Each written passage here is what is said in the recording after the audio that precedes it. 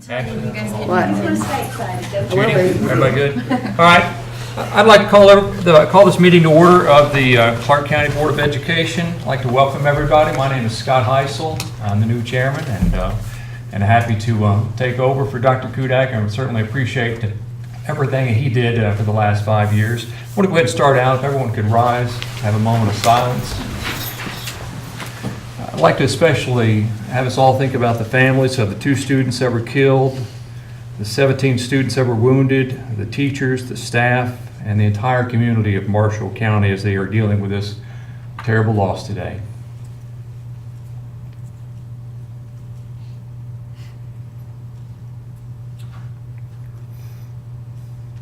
Thank you. We'll do the Pledge of Allegiance now. Pledge allegiance to the flag of the United States of America and to the republic for which it stands, one nation, under God, indivisible, with liberty and justice for all.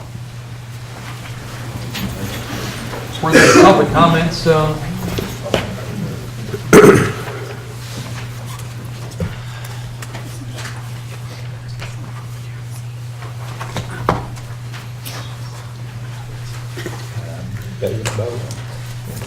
All righty.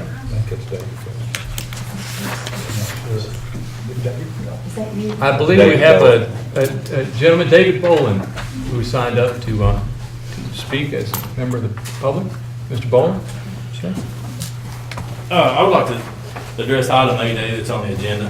I'm not quite sure exactly what, I've heard a lot of speculation throughout the district from talking with people about what district, I guess, the item 8A is, but I come before you tonight because I really encourage you to take a long, hard look. I've heard this item could entail canceling all activities when school is called off. My rationale in talking to you right now is that I ask that you really understand what all is involved in this, because as of tonight, last Tuesday night was District 7 band that was supposed to have been held in Fayette County. Fayette County called off school, as we did. That was postponed. But that band competition operates in whatever district is having school, regardless of whether all the others have school or not. If we had not, if Fayette had school last Tuesday, our kids would either have been going or they would not be able to participate and lost out on that. For example, KMEA is coming up in February, and typically we're going, we miss school days in February. I'll cite the district regional basketball tournaments as an example. If we don't have school, trust me, the regional tournament's not going to wait because George Rogers Clark has a policy that says we can't play due to the weather. And it's just not that. Ag, for example, last week had 6 kids that went to, I think it was a district officers meeting. They called and asked permission to go ahead and go to that meeting when there was no school. And I think there are lots of things that go on at GRC that probably everybody doesn't know. Tuesday, definitely, we put the axe on everything. We shut down everything last Tuesday. I'm standing here before you tonight because I don't think that we take the chance on anything. Anytime it's dangerous out, we're not going to get kids on the road. But before we can make a black and white policy, I think it really needs to be thought through. For example, I was sitting there going through my mind, if say something happens and we have a massive thunderstorm or something in the fall on a Friday morning, by Friday afternoon, if there's no school by that policy, then technically we wouldn't be able to play football on a Friday night. All of our athletic events are contracted, but yes, there are wiggle room in those contracts. But what's not stipulated in those contracts, if you go into KHSAA and read bylaw 22, if you're in districts that are seeded, you have got to get those seeded games in by a timeline. And our timeline for basketball is February the 7th. So that's why we're playing we've had to reschedule all of Montgomery County and Bourbon County games to get those in because they have to be played. So, I'm not just here talking about athletics, but like swim, for example, their regional and state competitions are right now, are coming up in February. I do know that we've canceled school before, and we've had teams, I think one day we actually canceled when the girls cheerleaders went out of state to Florida. We were out of school for a day. So, there's lots of things before a policy is created that we really need to think through very carefully before passing that policy. Thank you. Thank you, Mr. Boland. gonna look off of yours because I got the older one. Next up then is the adoption of the agenda. Everybody get a yellow copy of the agenda?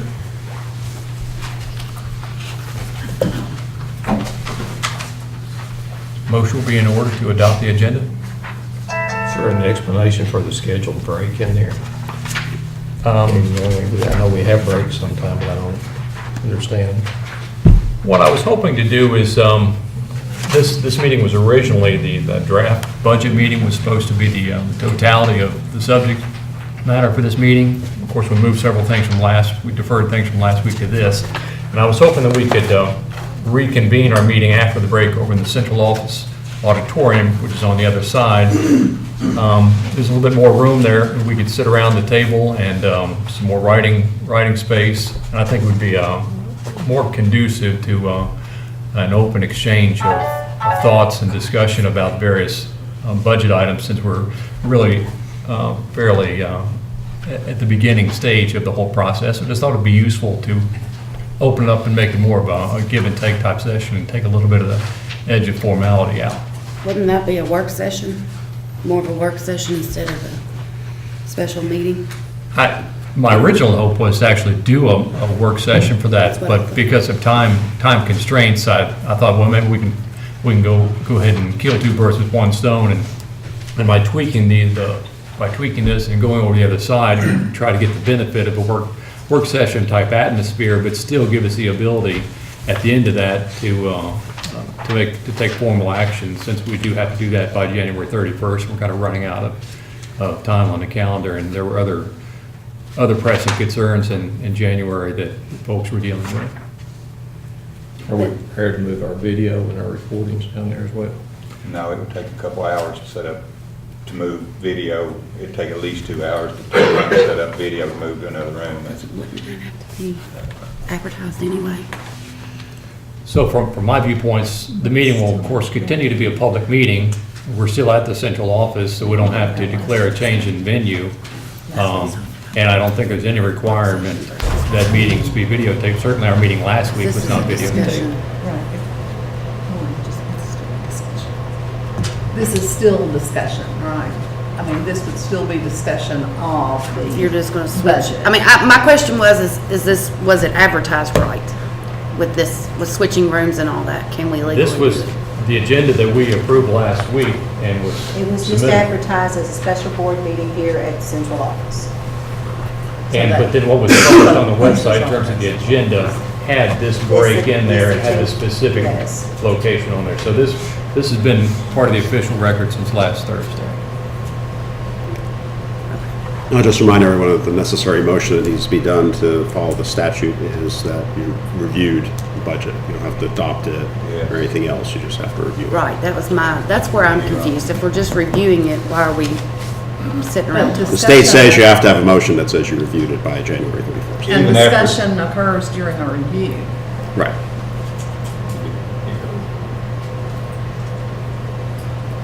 You know, again, my thought was to try a couple different things to see how it might free up the whole process and make it more of a give and take. And that was my idea, just try to change the format a little bit. I think we're still fully compliant with the open meeting laws, and certainly the public is welcome to attend the entirety of that. And I still don't understand why we think we need to get up and walk to the other room. I mean, we are looking at just a preliminary budget. This is just a snapshot picture of what we think is going to happen. I mean, the real meat and potatoes gets in a little bit later in the year. I just don't see the need to get up and walk down there when all we're going to do is just review or approve the budget. I'm hoping we can go through a That's what lot I of the was afraid components of. to it.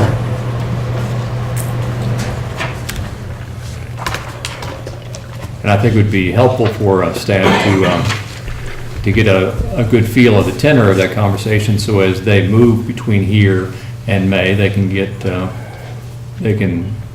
make adjustments accordingly.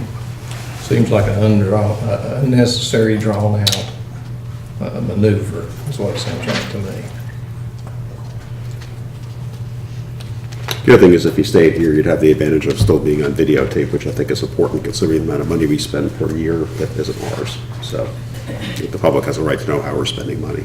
Exactly.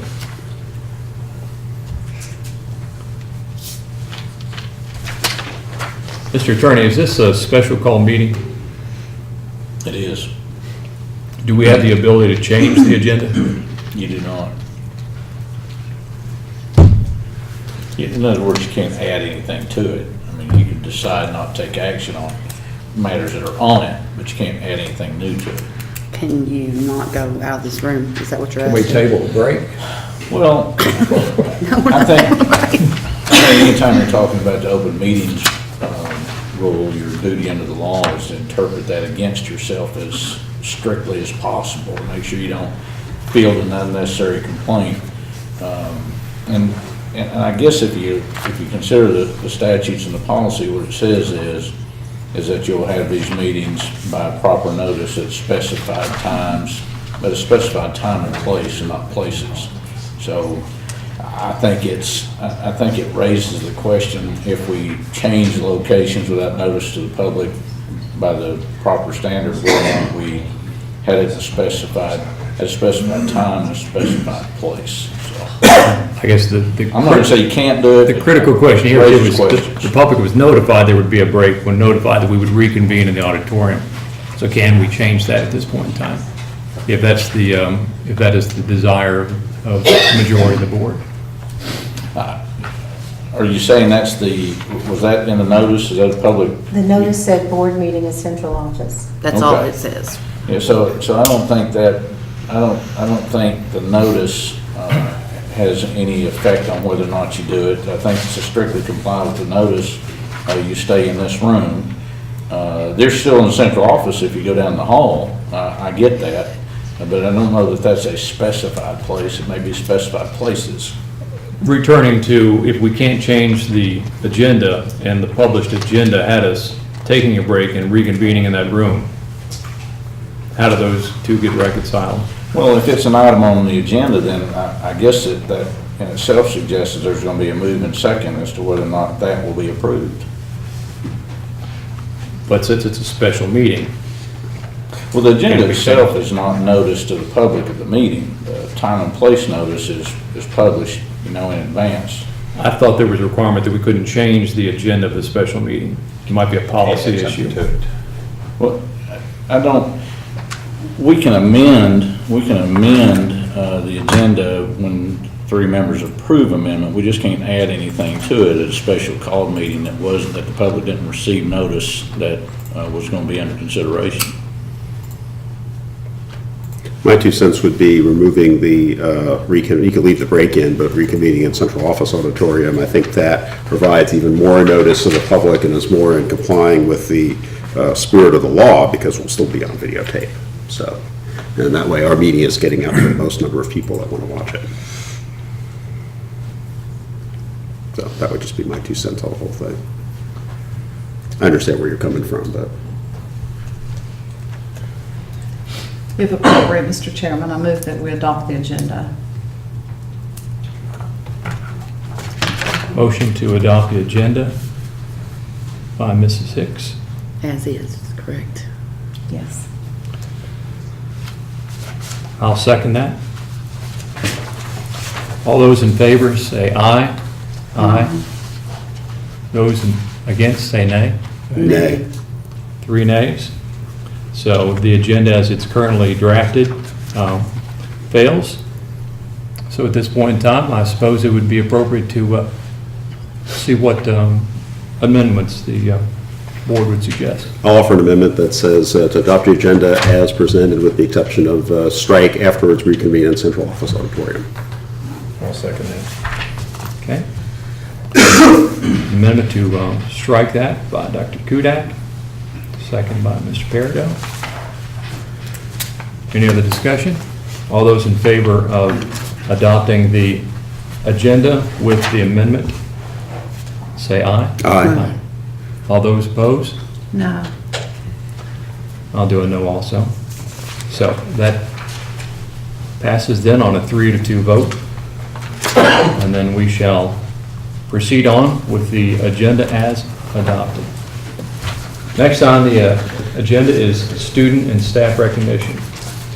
Our students that we were going to recognize could not make it back tonight, so I've rescheduled them to come in at the February meeting. They weren't able to get here tonight, so they'll come back in, and that was the KMEA students. Also, the month of January is Board Appreciation Month, and in order to, if you'll look back behind you, if you hadn't already noticed, each of you have a Kentucky plaque made out of old pallets, actually old barn lumber. Mind if I pick one of these Yeah, you up? can pick one up, and I think we wiped them down. They've actually burnt them to give them some color, some of them a little more than that. You'll see variations of them, but those were made by the vocational students in the carpentry class at our area tech center, and that as a gift for the board in honor of Board Recognition Month. Also, on your table in front of you, you have a container that was presented, that was given to you in appreciation from Ross Torrance architect firm. And also in front of you, there's a certificate or a recognition from the KSBA for your work. We do appreciate the hard work you do. I know a lot of times it's thankless and a lot of hours. A lot of hours goes into it. And we do appreciate your work and the efforts that you make for the students and the staff at Clark County Schools.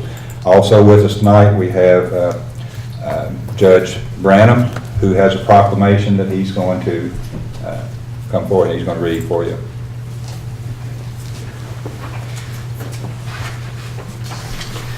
Chairman Heisel, members of the board, Superintendent Christie, thank you once again for affording me the opportunity to come and participate in Board Recognition Month. Our Clark County Board of Education, as Mr. Christie said, puts in a lot of hours, and we want you to know from Mayor Burton and myself how much we appreciate what you all do for public education in this community. And if you just allow me the opportunity to read the proclamation. Honoring the members of the Clark County Board of Education during School Board Recognition Month, January 2018. Whereas our community values a quality education as a vital step along the pathway to success for our children. And whereas Mr. Scott Heisel, Ms. Ashley Ritchie, Dr. Michael Kudak, Mr. Gordon Peridot, and Ms. Judy Hicks contribute greatly to this community through their service on the Clark County Board of Education. And whereas these decision makers are responsible for maintaining strong, effective budgetary oversight, high standards for employment, and a safe, well-managed set of school facilities.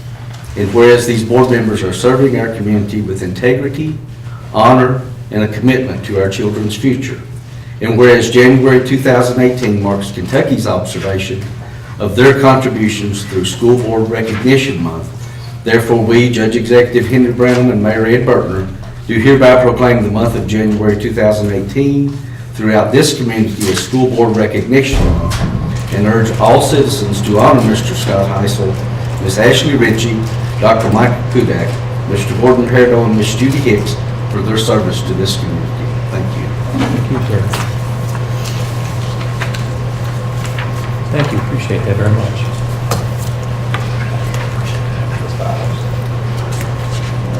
Nicely done.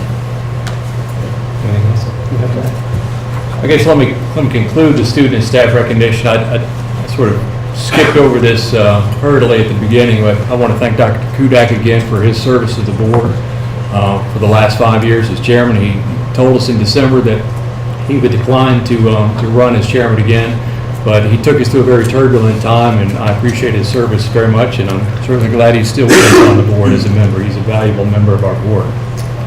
Moving on then to item number 2, which is consider approval of using February 19th, President's Day, as a makeup and clinic weather day. We adopted the calendar last year. Part of the discussion was that at the January board meeting, take a look at the number of days that were missed and decide at that time whether it was necessary to take President's Day this year as an inclement weather makeup day. Currently, as we stand, we missed 6 inclement weather days in the month of January, and so just bringing this before the board to entertain that discussion. What was the 6th day? 6th day was Thursday, and it was, and I'll tell you the dates here. The eclipse is the day I forgot. It's not. Yeah, that's actually not included in this. That's actually 7 days if you include that we have been out. 6 days would be Oh, well, I've got myself messed up. January 5th, January 8th, January 12th, January 16th, 17th, and 18th.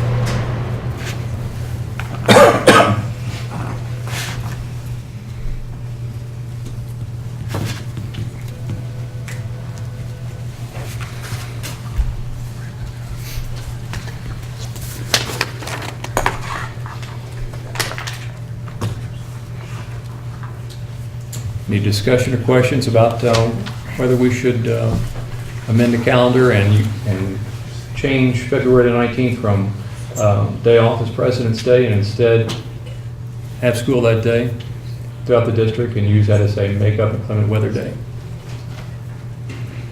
Current closing day for students is the 25th, right? 25th. If we don't adopt this, it becomes the 29th, correct? 29th, yes, that's the last day for students, closing day for teachers, staff members.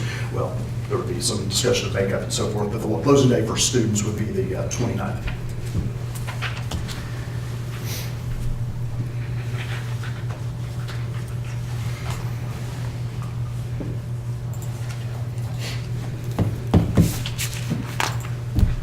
Everybody knows I'm against using it, so. Okay. I mean, I've made that clear, I don't know how many times, so, I'm not in favor of using it. I'll make a motion to approve it as written. I'll second it. Okay. So the motion is to approve using February the 19th as a make-up inclement weather day. Motion by Mr. Peridot, second by Dr. Kudak. All those in favor Are of we that? going to have discussion? Oh, I thought we had discussion. Well, usually you do a motion, a second, and then discussion, and then the vote. Often we get out of order on that, Well, but, Go ahead and discuss. okay. President's Day was set aside as a holiday to honor significant historical figures. We use other days that are set aside to honor significant historical figures. Why should it be different?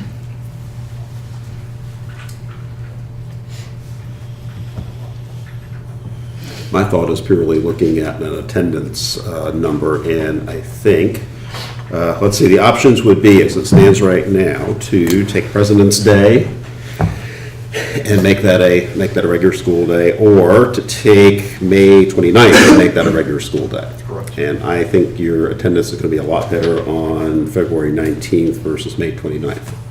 So why do we? I don't know how many other low attendance days we have to throw out, but I'd rather not set us up for one that we know we're going to have to pitch. So that would just be my thinking, so.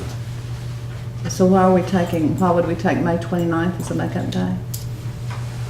May 29th would be a makeup day. If you don't use President's Day, because we're at day 6, the first 5 of those students don't make up according to the calendar that was passed. The 6th day would then be made up with us taking Solar Eclipse Day.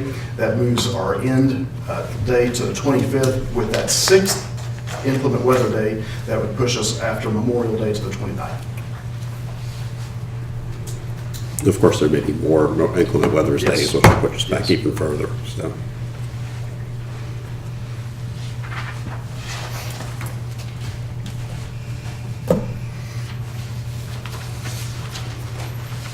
any further discussion? I agree with what Ms. Hicks said as well, but also I get so many complaints. Last year I was bombarded with teachers, parents, whatever, there was no more snow days called. The day came up, we'd already scheduled it to use it as a makeup day. They had nothing else until their spring break. They were tired. The kids were done. And I heard it over and over and over last year from all sides. So, and I don't know what Mr. Christie's, what's your opinion? I agree with Dr. Kudak. I think your attendance is going to be affected. The closer you get to going into that June, you start to see attendance drop off. And this may all change again. We're not out of inclement weather days time yet, so, I usually don't chime in with these things, but just due to the number, I greatly understand that as well. I feel those questions probably more than you all do in terms of people calling, asking that particular question, because oftentimes the general public doesn't understand that it's not me or us here at the board office who makes that decision. They think that we have to inform them it's another way. So I feel that a lot. With this particular one, missing 6 days before the month of January is up and not even knowing what February is going to look like, that would be my concern.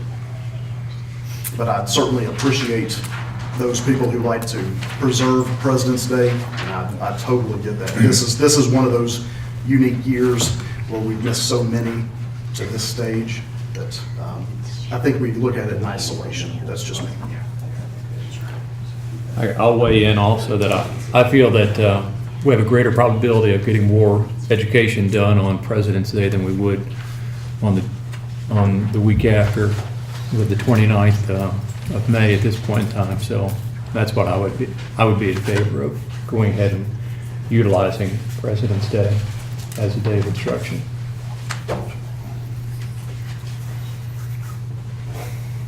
Any further discussion? All righty. So we've had a motion, and at this point in time, we'll take a vote. All those in favor of the motion, say aye. Aye. All those in favor of, against, say no. It'll be no. So the motion passes on a 3-2 vote. Thank you.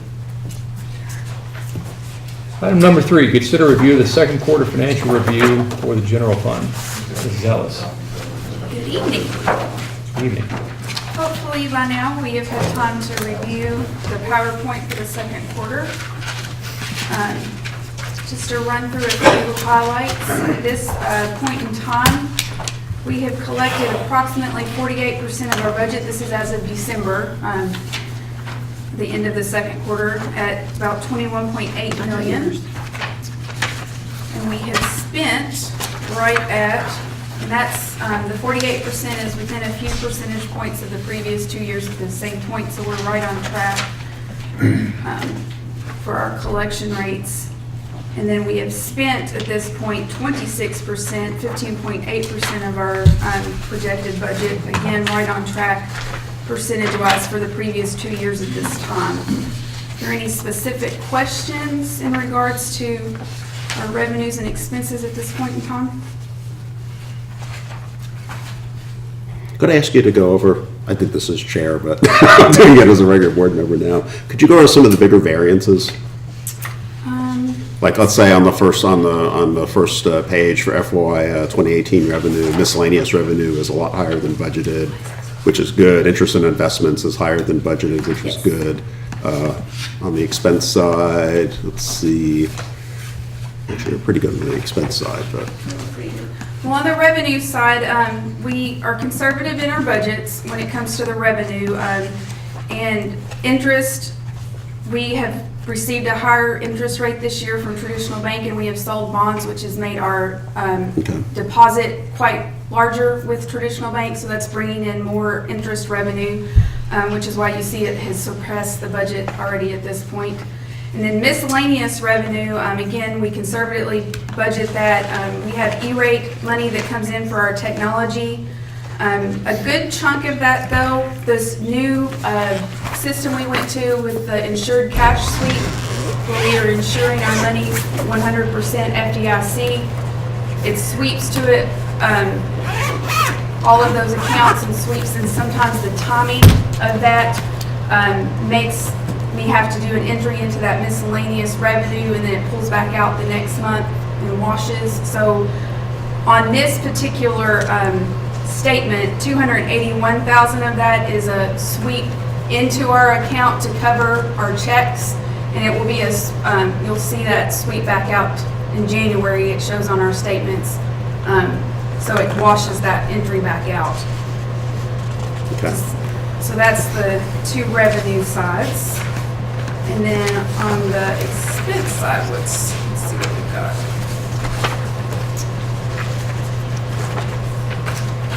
I guess just administrative support service and community service are and fund transfers. are the Community highest service variances. is the area where when you all approve items to be paid out of contingency, we're sticking it in that community service because that is one function that had absolutely no action on it, and that way we can track specifically the items that contingency has been paid for the year.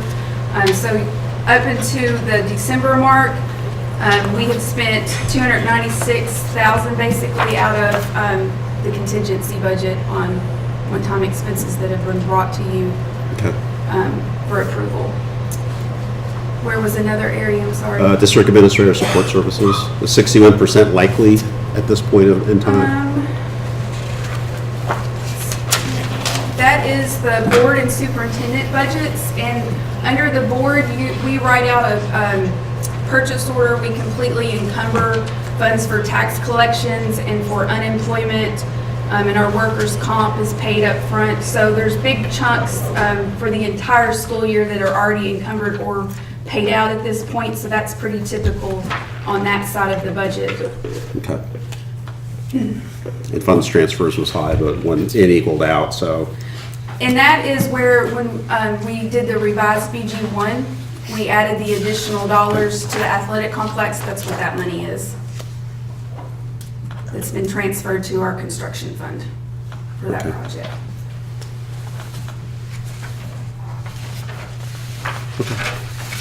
Good? I'm good. Any Ms. other Ellis, questions?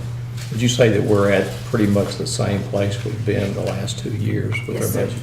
We're Do you right have on any track. ideal offhand before one-time expenses, what our surplus was those 2 years?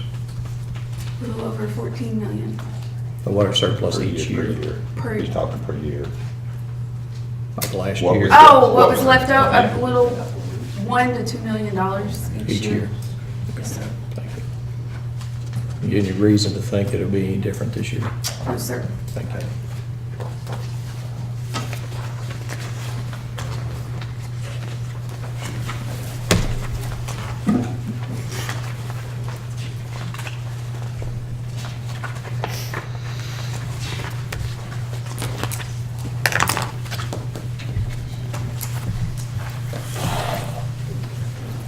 Any further discussion or questions?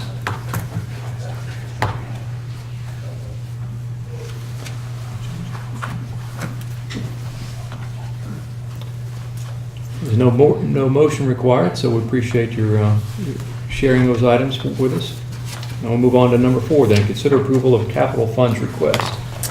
We are requesting to move $370,000 of our capital funds to our general fund to cover KISTA debt and miscellaneous maintenance expenses. Several of those maintenance expenses are actually listed on our district facilities plan. And these are items that, had they not become an emergency situation, that we probably would have done a BG on and submitted to have the use of the capital funds for those projects. And so we're just requesting to move that money to general fund to cover these items that we have already expended. Any questions on?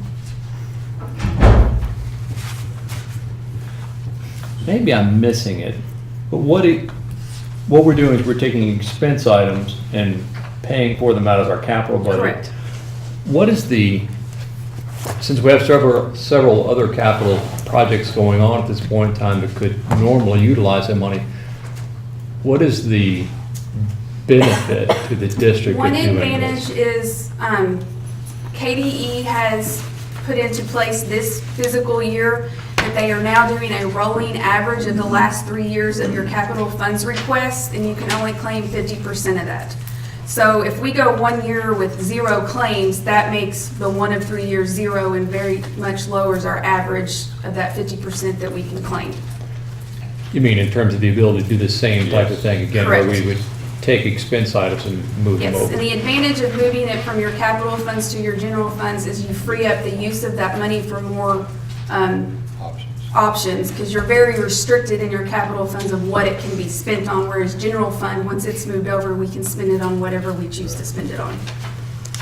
So essentially, by going down this path, we would take $370,000 out of the operating budget. The capital funds. We would take it out of the operating budget right now, because that's where it's sitting, and move it over to capital, and that would free up $370,000 in expenses. No, it is currently budgeted in the capital funds. So we would be reducing capital funds and moving it to general fund and opening up operating funds. We might have just said the same thing. The $370,000, the way it sits on our books right now, Yes, it sits on the books as an expense. yes, on Okay. the operational general fund side. Right. Correct. So we would be taking that $370,000 in expense and moving over to capital. Yes, sorry, And thus, yes. we would free up $370,000 in expenses for something else. Yes, correct. Sorry, misunderstanding. I think we're both, Yes, we're that doing the is- same thing. Yes, that is what will happen. Does it, I suppose this same type of operation, maneuver and change and transfer has occurred every year. So if you're trying to compare year to year, which is challenging, continuing to do it would be more in line of comparing years than stopping it. Because if we stop, because let's say we took 370 out last year, I don't know what the number is, and 370 this year, that if we took 370 out last year and moved it to capital and we didn't do it this year, that would not, it would be an oddity in terms of trying to compare those two. But really, if we do this, we just freed up $370,000 we could spend on other things. Correct. Other expense items. Yes, sir. So there's, That could be capital projects or. gotcha. But if we have, if we've got uses, other capital projects for many years down the road, there's no real hard benefit. It's not like we get anything additional from the state by doing this. No. It's, I mean, that is totally the board's decision if you want to move that money. We do have capital projects that it can be committed to, but the advantage is the rolling average right now that if we get, and with the budgeting constraints that are getting ready to come down the pike, we might need that money next year. You never know what is coming. So we've got a lot of numbers to crunch with the governor's new budget plan. Yeah, we don't know what's coming, but it's not good. Yeah, We know that much. it's not good. I just received a PowerPoint from the commissioner going through the House bill today, so I will be starting looking at that the rest of this week and next week, trying to figure out how that will affect the district. but it's not like this doesn't create any money. No, it's just moving money on your books. It's money that we already have, it's just the funds that it's budgeted in. And next year, we could just, if we didn't do this at the same occurrence, and all else being the same, we would just simply end the year with $370,000 operations budget. Yes, and it would be the Operation. beginning balance of the capital fund next year.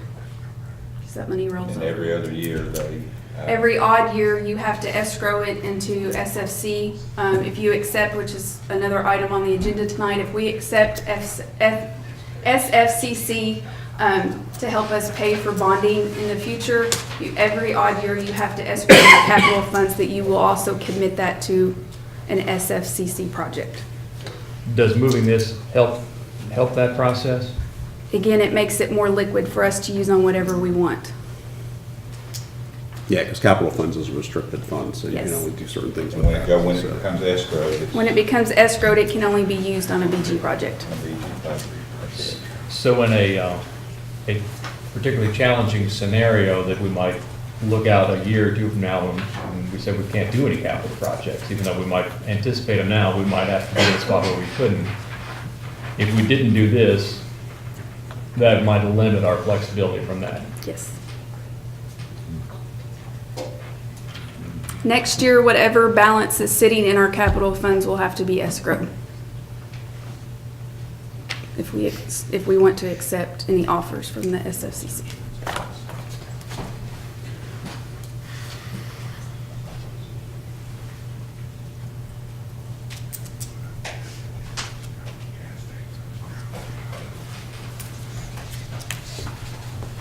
May I ask a question?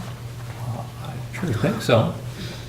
At what point do the items that are listed on the things for which the capital request is made, when do those become emergency? How long have the things existed in some undesirable state before they're declared emergency.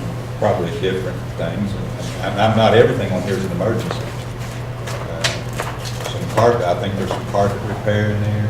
That's not, as part of the facilities plan. It's part of the facilities plan. That's just part of the facilities plan.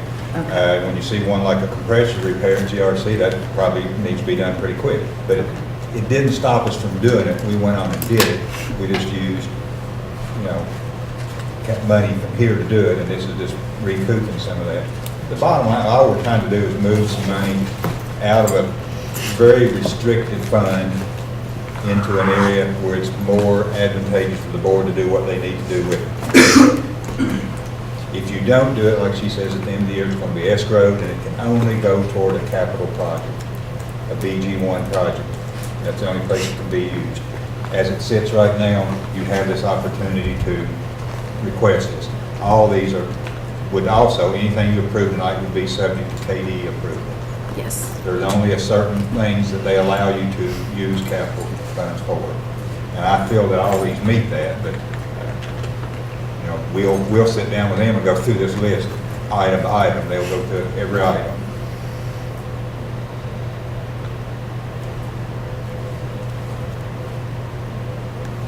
In past years, we've done this as many as 2 times a year.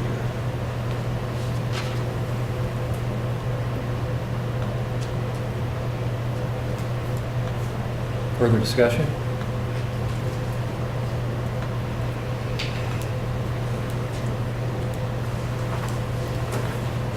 So no further discussion. Seemed like a motion would be in order then to approve this capital funds request by Ms. Ellis.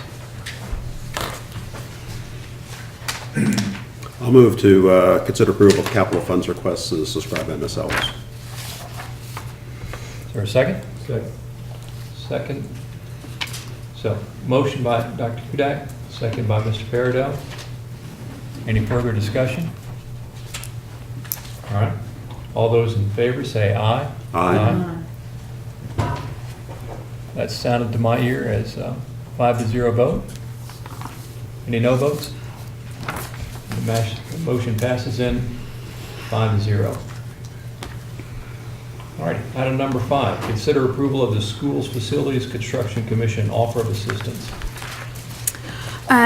The School Facilities Construction Commission, SFCC, has sent us an offer of assistance for our debt. So this would be on a bond sold after June 30th. Is that right? Where's the date?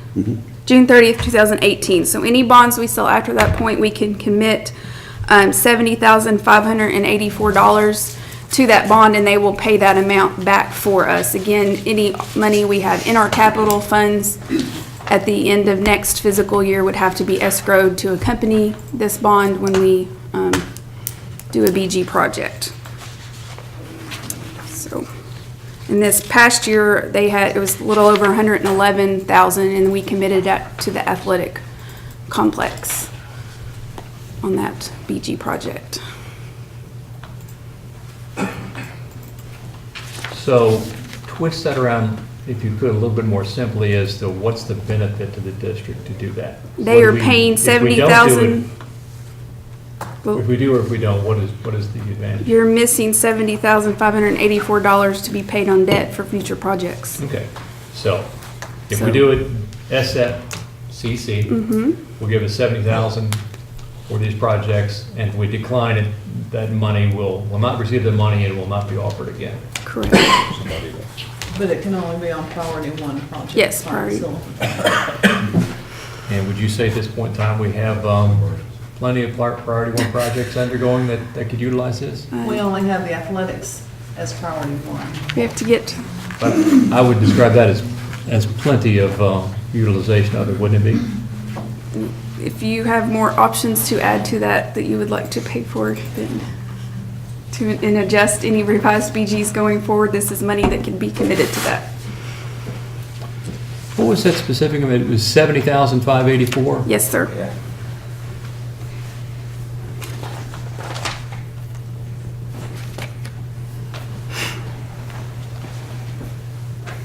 Discussion? Anytime Frankfurt's giving you money, it's a good idea. Let them happen too often. And this Say is thank you down before from they our change their previous mind. offer, so Yeah. 111. Yeah, it's down 40,000. Yep. Okay. There's no further discussion, then a motion will be in order to approve this. I'll make that motion as written. Motion by Mr. Peridot. Your second? I'll second. Second by Dr. Kudak. Any further discussion? All right, all in favor, say aye. Aye. Any opposed, say nay. Motion passes 5-0. All righty. Item number 6, consider approval of district-wide handheld radio system. Really quickly, just something to keep in mind, Mr. Nichols, an effort to get him on the road to see his mother, his wife's father is ailing. Both of them received word they needed to be there immediately. So in an effort to get him on the road, I told him that I would take item number 6. Mr. Stump is going to take item number 7, I believe, and would like to present those to you tonight. This is the consideration for the district-wide handheld radio system for safety purposes. What this would do is this would create a uniform platform for all schools, buses, and administrators to have one platform to be able to speak to each other in case of an emergency, whether it be a small situation all the way to an incredibly difficult and dangerous situation that could arise. In doing so, one of the most unique things that has been presented is that this would be an opportunity for us to actually have the same platform to be used as the dispatch in our county. And I've been informed that that is such a rare thing to happen in schools, with schools, and in counties, that for a dispatch to be able to hear certain emergencies come across the radio, that before we even would make a call, they would be alerted to this fact, and it could increase response time. And in lieu of recent events, the quicker response times can be, it's imperative. And so I'm here to present on behalf of Mr. Nichols and the district for these radios.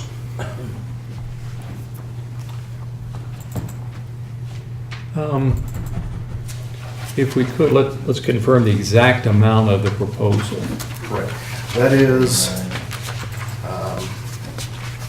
$129,939.62.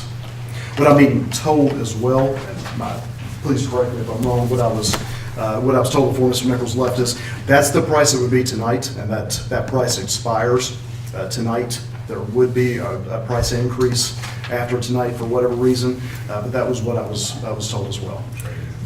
And am I correct in saying that intertwined within that offer would also be a necessary approval of the surplus of the existing radios to use as the trade-in program? Would that typically be in 2 parts, or would that be within one motion if we got to that point? This price that you're seeing does include turning in any there's a discount given to us for any radios that we turn in, so Okay. this would include the declaring of the current radios that we have as surplus to be put toward this system. All right, I just wanted to clarify that part. But we would continue to use the radios that we have until these are replaced them, so it's not all tomorrow. They're not all going to go away tomorrow. This is going to be, it's going to take a little bit of time to replace 60 bus radios, those kinds of things, without a disruption to our transportation system. Yeah, I just wanted to clarify that. I didn't want to be in the spot where this would be approved and the radios would be gone. Somebody say, well, who approved, the radios? I just want to make sure it was clear that was integral into this process. As a surplusing was part of the trade-in. What was the nature of the letter of intent? Who initiated the letter of intent? I did. That was just to get them to hold, so that we could hold the place. If you don't approve it tonight, it's done. That was just a letter that I sent that was my intention to present to the board in the month of January. And because we couldn't do it if this was a promotional thing, part of the cost savings here is a promotional thing that ended in December. But the letter of intent allowed them to, that we were interested in pursuing this. It allowed them to hold the price for us the month of January. But if you decide tonight not to do it, then the letter goes in the trash can. Didn't agree to buy anything, we just agreed that we would present. It's something I've been working on for 12 years that I've been here, trying to get all the schools on the same communication system. It's been a very difficult thing. As we start to make some headway, then schools would get a little money and they would go out on their own to buy radios, and then it wouldn't be connected to what we have. This is a way that would bring every teacher and every person in each building that needs to carry a radio with direct communication to the principal, that principal having a direct communication to the other principals in the district, but not the teachers. It would also allow the principals to talk to the bus radios. If there's an emergency, it would allow the bus to talk back to that principal when they call them. The bus couldn't initiate that call. The bus would have to go through dispatch to initiate that call. There's a button on there that in a true emergency, in a case like something that we saw happen today, that we would need to notify other schools in the present. If there's a tornado warning, I've got 8 people in the building and myself, we all take school, we all start simultaneously calling schools. Through this radio system, there's an emergency button that they can hit, and one person on the radio, if somebody else is talking, with that orange button and the emergency thing, you override everybody on the radio system, so an announcement can be made to every principal in the district and the dispatch, the SROs, every principal, everybody would hear it. And it's a way to communicate with all the principals at the same time. There may be an emergency at one school, but we need the other schools to know what's going on, that it does or it does not affect them. Right now, that's all done by phones. And in a true emergency like you saw happen today, Mr. Peridot, I think when you were principal, we had one where somebody alleged something was going on in the building. Phones are useless. They're useless. Cell phones are useless. They lock up. And so this is a true safety issue, and it will set us, I think, where we need to be communication-wise in this district for some time. I don't know if you all followed the things that happened today, but there was a 2-minute time frame from the minute the first shot was done today and the time that 911 was called. Going back to that, the importance of that, having Yeah, that radio, this was something that caught my attention before we even got to that point, but having that at the platform where dispatch hears that, that's. It's no brainer to me, because you've got he had 2 full minutes to shoot, the 911 had not been notified. The schools did not know what was going on, 2 full minutes. Because this was on here, that's why I went back and watched to see his time frame and all that. It's a lot of time. Currently, does the district use Motorola radios? Yes. This is a different brand from Motorola. Are you all 100% happy with this brand? Is there do you have any reservations about the quote? So you're thinking to yourself, gosh, if we just had some more money for this, we could design something that's still respectful of the district's money, but also that would put us in a safer position? Someone can chime in. What was garnered to me was that this was the research that was done, and this was the company that they felt the most comfortable with, and that's kind of where the letter of intent came forth and so forth. So this was the company that was told to me that they had great faith in. Sir, are you with Southern Communications? Yes, I'm with Southern Communications. Well, feel free to jump in anytime you like here. You guys are doing a great job, so. I'd asked a question about whether this includes encryption, and the quote does it include encryption, and if it does not, is that something that we should consider, or is it not really needed? The quote does not include encryption. In my opinion, it's not needed. This is digital technology. Digital technology scanners really don't exist in the realm where you would need to be worried about that. They're in excess of $500 to $800 for a digital scanner. Even at that, if you did have a digital scanner, you have to have that school's specific information to enter into that scanner. So it's not something I would recommend at $170 per radio.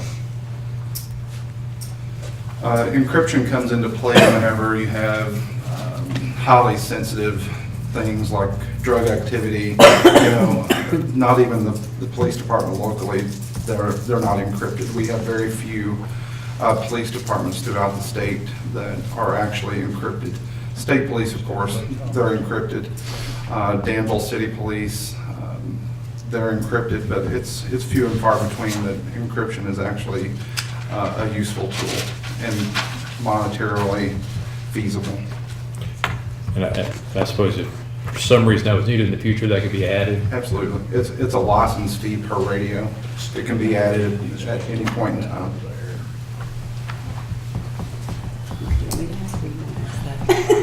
I just think somebody ought to take up the question about, whether or not you're going to be talking about student identification and records and so on and so forth across airwaves that could be, listened to on scanners, whether those scanners cost $500 or $5,000. We've got a responsibility to keep those matters confidential.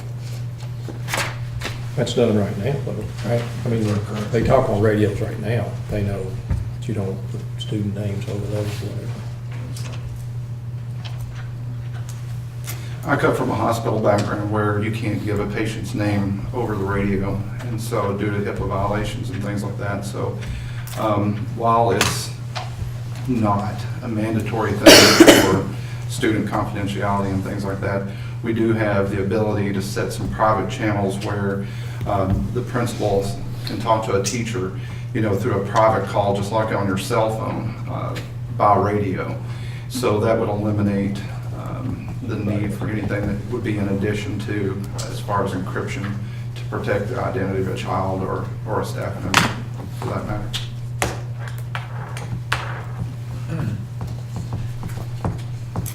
Can I go back to your question about the quality of the product? That, if you had a little more money, could you go with a Motorola product again or with a Kenwood product?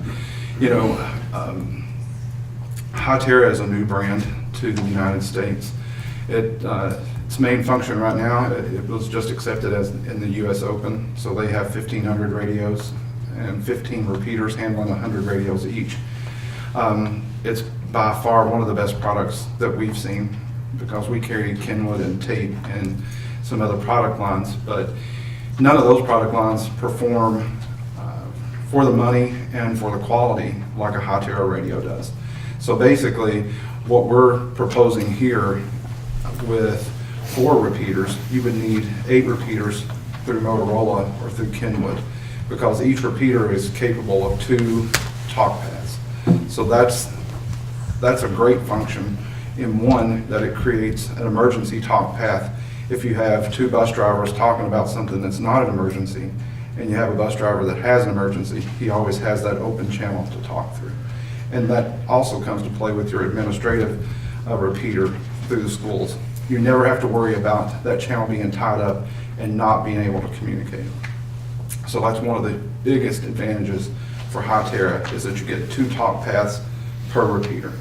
And so that eliminates the possibility of getting a busy channel, kind of like was experienced by Mr. Nichols when he was trying to get in touch with the bus in a recent incident with you guys. He kept getting a busy signal every time he tried to talk to the bus. Busy signal, busy signal. And as Ms. Ritchie alluded to earlier, time. I mean, it's of the essence. So 2 minutes can definitely feel like 20 minutes. And I'm sure at Marshall County this morning, I think they can probably attest to that. Are there Hytera radios in any other school districts in the state that you're aware of? We just picked up the Hytera line last year, and so I just came on with Southern Communications in April of last year and started kind of looking at the Hytera products. They brought me on to be able to look at that product to see what the feasibility was. There's a school system in Indiana that has some published paperwork about how they moved forward to get their entire school system on the same plan. There's also a school system in Miami. You guys would be our second school system in Kentucky. Bergen Independent Schools just went with the Hytera product. And we are in discussions with Scott County and Franklin County as well. But to get you guys on the same platform where all the schools have the same type of radio and operating on the same type of frequency and having your buses and your administrators And then to take that up to the next level is to be able to have a radio in your local 911 center, which is just absolutely far beyond anything that I've ever heard of. We're also the vendor for Winchester Police, Fire, EMS, and Mr. Shannon Stone is the director there at 911, and he graciously agreed to integrate one of your radios into their console where you have absolutely no delay. So if you have a principal or administrator or an SRO that says, you know, we have a code silver, they hear that immediately. They hear that just as immediate as they do a police officer pulling over a vehicle or a fire engine responding to a fire. It's at the same time. It's seamless. So, you know, even if it was a situation that didn't warrant police response, they could go ahead and send that anyway, and then always turn them around. So, you know, having that capability, it's huge.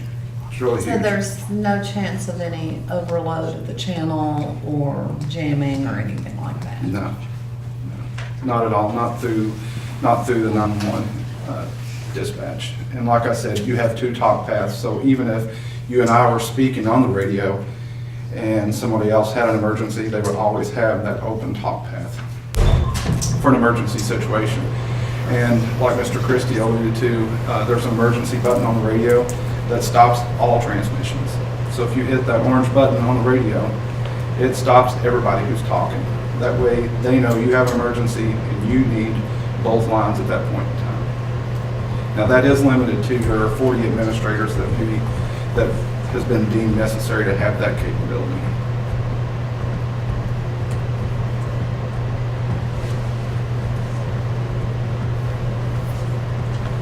From an optimizing safety standpoint, is there anything that you think is not included in this quote that we should consider?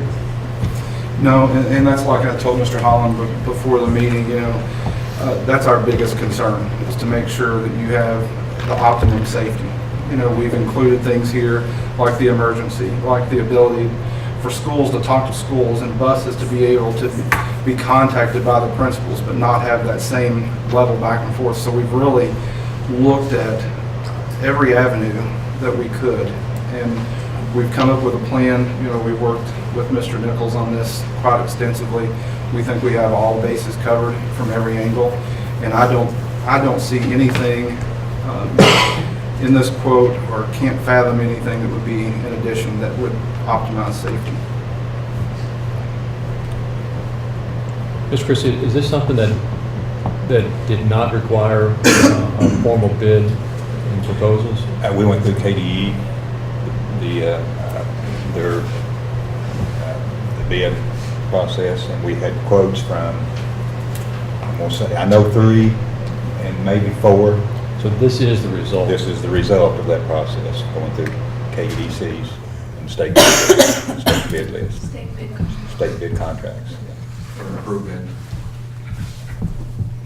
So because they're an approved vendor on KEDC state They've contracts? done the bidding. But we still, even at that, we had, of the state, on the state bid list, we had quotes from at least 3 of the vendors on there.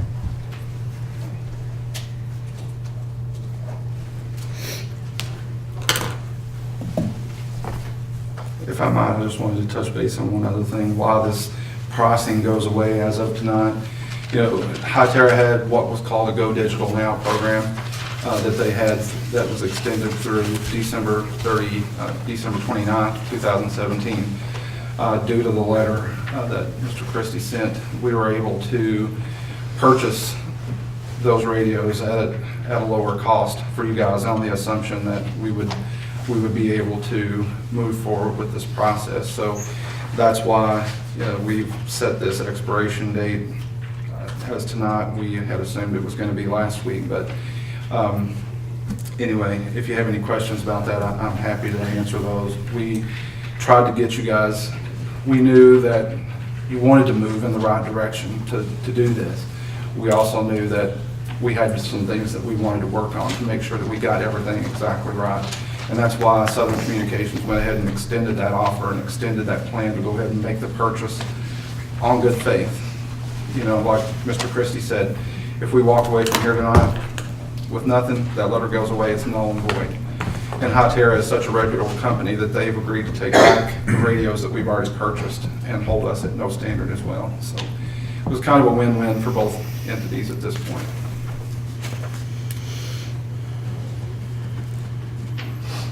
Further discussion, questions? Seems like it would be appropriate at this point in time then to entertain a motion on this issue. I'll make that motion as written.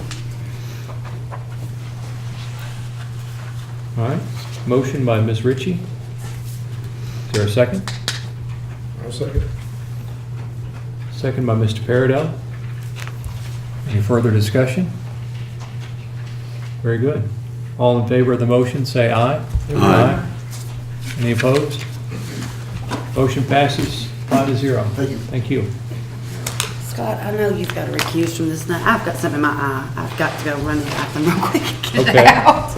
And then I'll be back so you can recuse yourself. Well, how about then we take a brief 5-minute break? That please the rest of the board will take a 5-minute break, and then when we reconvene, we'll work on item number 7. And since the vendor involved is a neighbor of mine, I recused myself at the last meeting. I'll do so again for item number 7. So we will reconvene in 5 minutes after a short break with Vice Chair Ritchie at the helm. It is 7:38 right now. See you all in 5 minutes, or I won't see you all in 5 minutes.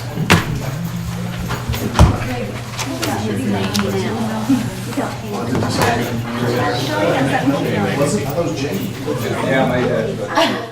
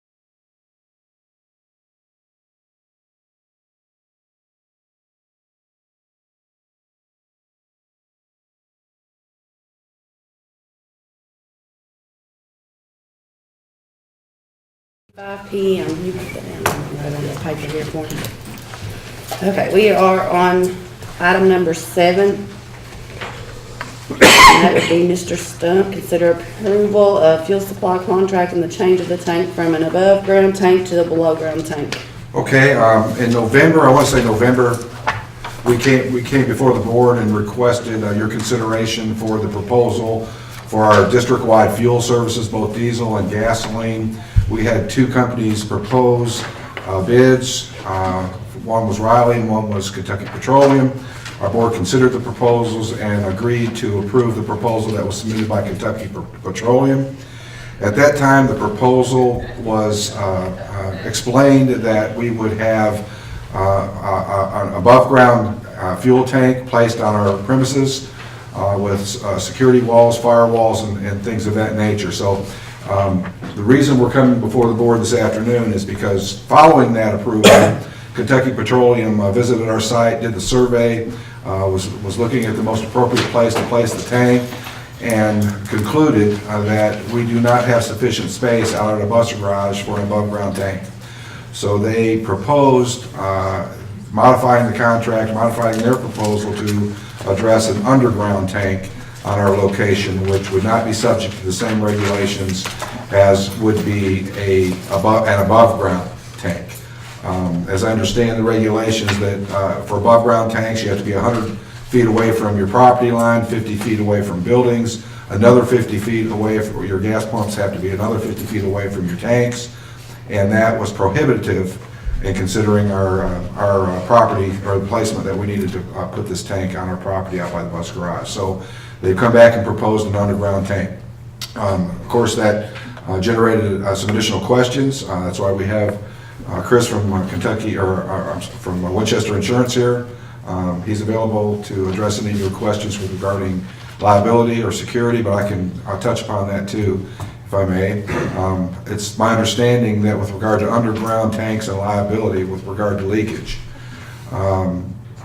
state of Kentucky charges a half cent per gallon for all vendors who store fuel and gasoline in the state, that funds an insurance policy for any potential leakage up to $1 million. So we would be covered under that policy. And I think Chris from Winchester Insurance indicated that he's perfectly fine with that coverage. And considering an underground tank on our property would not at all affect our rates, our property rates for liability. So having said that, we also have 2 representatives from Kentucky Petroleum here. If you have any additional questions that you'd like to pose to them directly, I'm sure they'd be more than happy to address your concerns. But what we're asking you to do tonight is simply revise your agreement or your motion to approve the proposal for Kentucky Petroleum that had indicated at that time an above-ground tank, to modify that to include an underground tank at the location, at our original location at the bus garage. Discussion. Question for Mr. Elkins. If you reviewed the contract, do you have any issues with any clauses within it? I don't have any issues with the contract as written. I don't think that it addresses with any specificity the liabilities that have been discussed here, but, you know, I think what Mr. Stump is saying is that those matters are properly insured in 2 fashions, so. I submitted a question about a part of the contract that seems to relate to one part of the contract, but it's in a different part. And it probably doesn't amount to anything, but it made me wonder if there should have been a different item D in section 8, failure to perform. The item D that is in that section references numerical paragraph 11. So if that relates to paragraph 11, is there something that's left out of section 8? You have copies of this, I think the question made it to me, so I apologize. I think I don't remember seeing the question. I don't know that you read it exactly as you suggested. I'm sorry, could you reference? Item 8D. 8D? 8D. Failure to perform? No. Yes. Oh, 8D? Oh, yes, yes. Item D under number 8. So Nothing, it's nothing top- in this numerical paragraph 11 shall execute purchaser for making payment when due for deliveries made under the contract. But this is actually numerical paragraph 8. I see your point. So should there be some other item D for paragraph 8 that we don't have? Should say 8. I would Should be think. 8. It should just I- say 8. This was a contract from a gas station that we amended specifically for here. So there was a lot of stuff removed as it relates to different liabilities and requirements. So now it does relate to that one paragraph. So that's, there was just, our paragraph's about 25 pages, our contract's about 25 pages long. We tried to tailor this more towards working with you guys. So it should be changed to read nothing in this numerical paragraph 8. Yes. Okay. Yes. As I recall, when the board approved the original proposal, I think you approved it based on the review of the contract by your attorney. So I think that change is certainly something we could modify.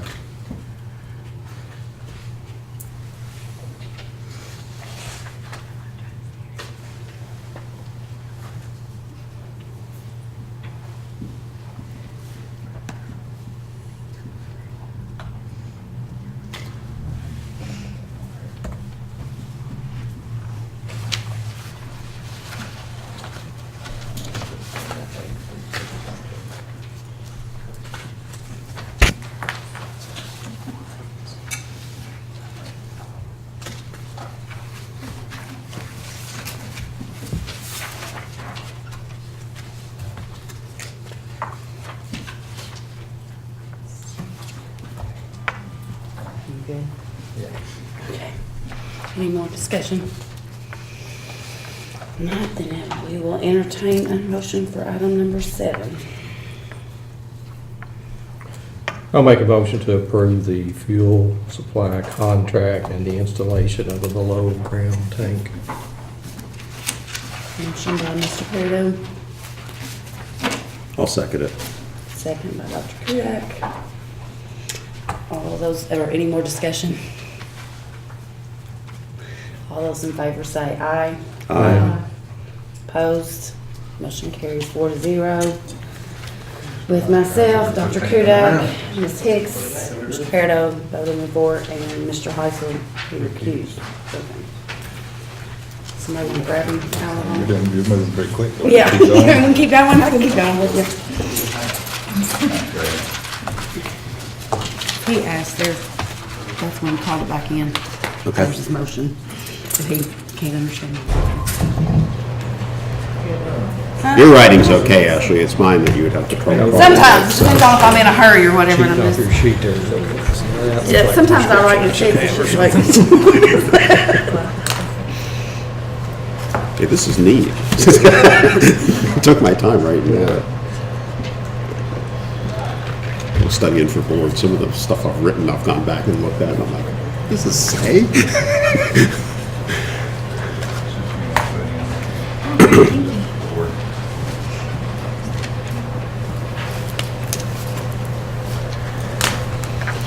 I held the fort down. I'm sure you did a better job. Uh-oh, look, I got 3 pen out of it. Is this yours? No, it's his. I wrote your time you came back in session and the vote is on your paper. Where'd my pen go to then? Got a spare here, not to worry. All righty, moving on to item number 8. This is internal board member business. Again, I was looking back also to what we did last year, and I think it was probably the meeting before when we went through the different committees to see what folks were interested in serving on. Again, I've got a listing of where people are right now. I can read those off, or you all can just jump on out here and let me know, for the record, what you all would like to serve on for this upcoming year. I would like to continue on the Area Technology Center Steering Committee and the Program Area Advisory Council. What? What was your second one? It's in the same one. Oh, okay. ATC's steering committee. How about the College and Career Ready Committee? That was mine as well. Was that a yes? Yes. Okay, I'm sorry. But we have not met we didn't meet all of last year, or I was not ever notified of a meeting last year, so. Who runs that committee? Well, that's perhaps a good question. You. Me? Just kidding. I don't know, but I might want to be on it. That's a good one to be on. I'd like to continue to be on the Partners in Education Board. Okay.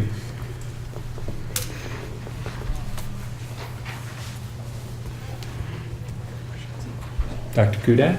I've got Clark County Health Science Committee, the Clark County Health Department, and the Early Childhood Council. Those are fine with me. Tell you what, I'll just check them off and what we already had then. Mr. Peridot? Well, I was on the Community Education Advisory Council, I believe, last year. And also on the Budget and Finance, but I think we put me on there for a 1 year. They had one year and 1 2-year member. Is that what we did last year? Is that the one? And I think there were some things that came up. I think we only had one meeting, so, I mean, but I'm good at staying, or if someone else wants to, I can move on, whatever. You were on the budget. Which other one was your other one? What other? Here you go. Community education. I was also on the Budget and Finance Committee. I think you were put in as a 2-year member. I think we decided a 2-year member and a 1-year member. So then going into this next year, would that put us just simply both as 1-year members? Well, I don't know. I mean, Well, that's I don't want, I mean, somebody somebody else, else, I mean, Mr. that's what I'm Fairwell, saying. you're in there I mean, for a I'm year. up for one. If someone else wants on that one, you 1 could year. put somebody else on there, or he could go back for another year. Either I'm one. gonna stay on mine that I had. Which one? I was council to council. Council of Councils, Wellness? Yep.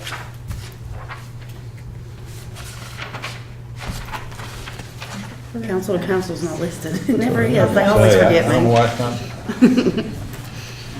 Community Ed's listed twice. Yeah.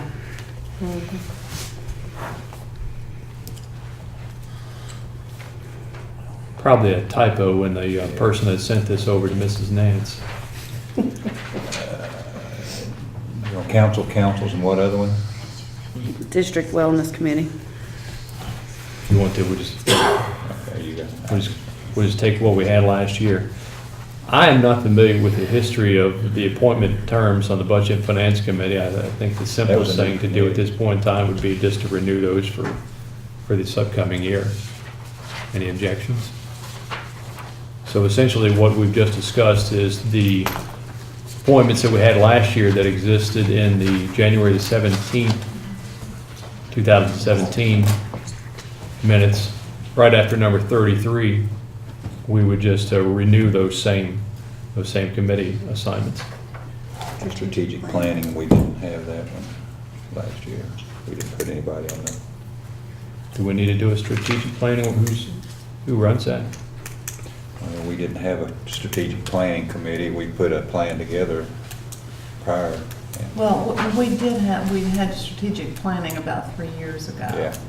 But we had a consultant who came in and facilitated. Beth Griffith and I were on Yeah. the Right. board representatives to that committee. You've got a new logo, mission statement, some other Right. things. Yeah. So, Just take it off for right now. okay, if we didn't have that last year, then does anyone feel that we need to have a committee such as that for this upcoming year?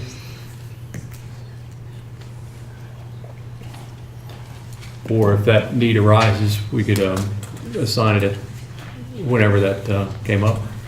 Does that sound like a reasonable approach? Okay. Then I believe that the easiest way to describe this is that the assignments that we had last year that exist in the minutes, we'll just ratify the same membership for this upcoming year. Reasonable enough? I'm not sure that requires any further action. besides the assignment that we just delineated.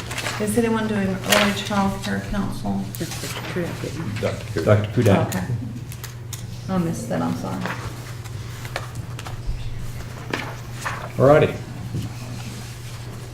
Moving on to item 8A, review for potential amendment and adoption of inclement weather policy, and discuss the safety issues associated with inclement weather. Ms. Six is something that you asked we add to the agenda. Yes. Last week, when we were out for however many days we were out, there was an article in the newspaper on Wednesday, a day that we were out, that basketball games between Clark County and Bourbon County would be played in Bourbon County on Wednesday evening. And then we were out on Thursday as well. That was put in on Tuesday so it could be published, and they were canceled again for Wednesday night. They were not played. I They were didn't ever see canceled the again. cancellation. Yeah, they were canceled But, again. even so, my personal feeling is that if we have inclement weather, or what, the only policy I could find was in the transportation section. It did not talk about cold temperatures, it just, well, maybe, it just, the superintendent or the superintendent's designee has the authority to close schools when weather or other emergency conditions would make operating the school bus fleet unsafe, which I guess in turn leads to the cancellation or closing of school. If conditions are such that schools are closed for consecutive days, it seems to me that it's, if we are concerned about issues of safety and whatever. And also, you know, sometimes buses can travel on main roads to get to X, Y, and Z. But when you have kids driving to go support their teams, if their teams are playing out of town, a lot of kids go to those games as well. And sometimes younger drivers, I mean, older drivers can have those accidents too, but sometimes young drivers, especially in groups in cars, going out of town when schools are not in session, I just really have some concerns about that. You know, and I recognize Mr. Boland's issues.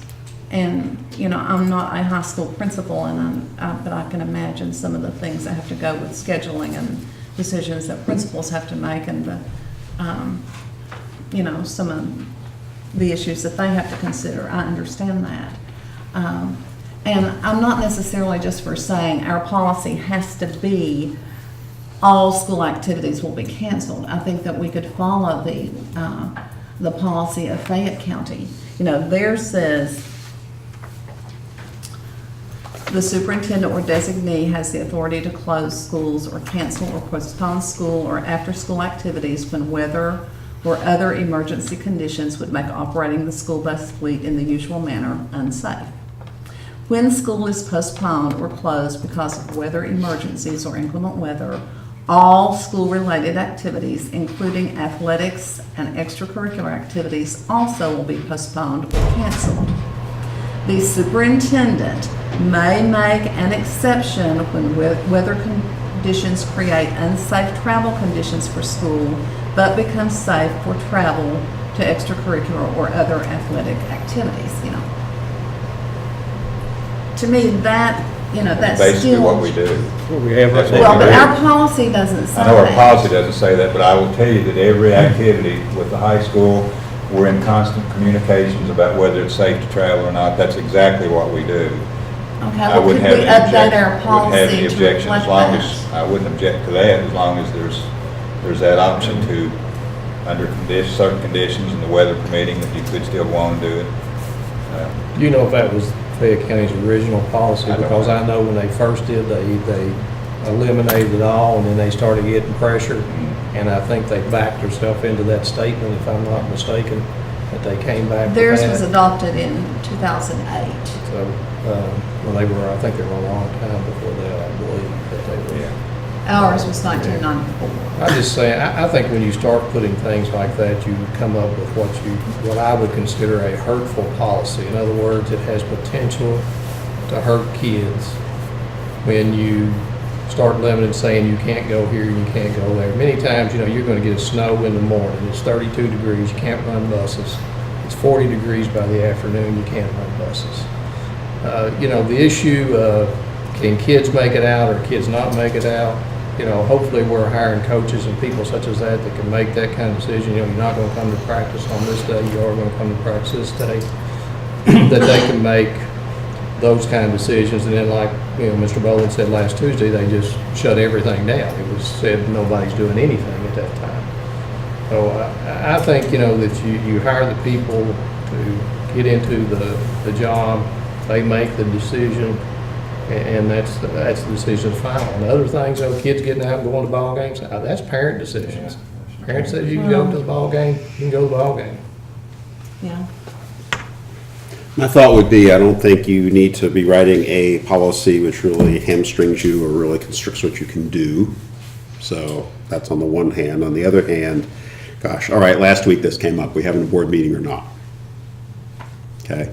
And all right, school's closed or there's 4 inches of snow on the ground, that's the chairman's call, but, there's really no ground rules to go by. So, all right, so basketball's on, but French club's off and beta club's off, and this one, ag is on, and we'll just go down the list and everybody can kind of make their own call. And, there's no real general instructions for people to say, okay, in general, here's what's going to happen. There can be exceptions to it, so. We get those kinds of calls and emails fairly frequently. We had no school today, so why did we have this at night?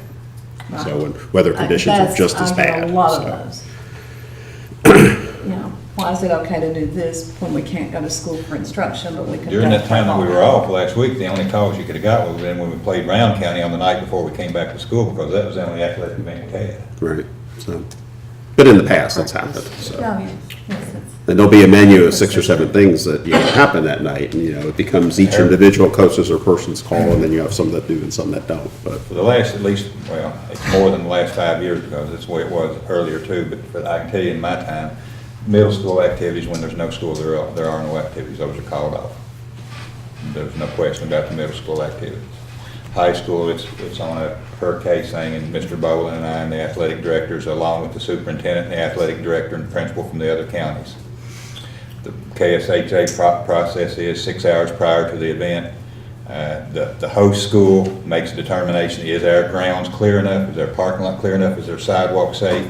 If that's a yes, then it falls on the traveling team. Is it safe enough for you to travel with your team? And if they say yes, then the game is on. If they say no, we don't think it's safe enough to travel, then the contract gets canceled. So. how about elementary things? Are they automatically called off? Okay. So basically, what about practices, things like that?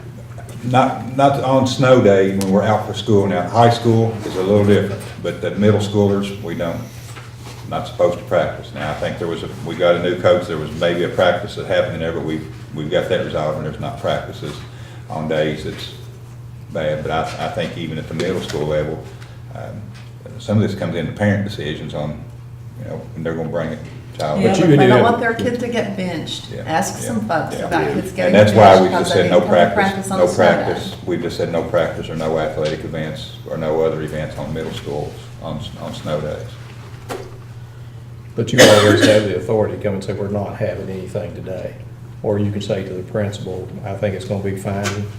Each individual coach can decide what they want to do.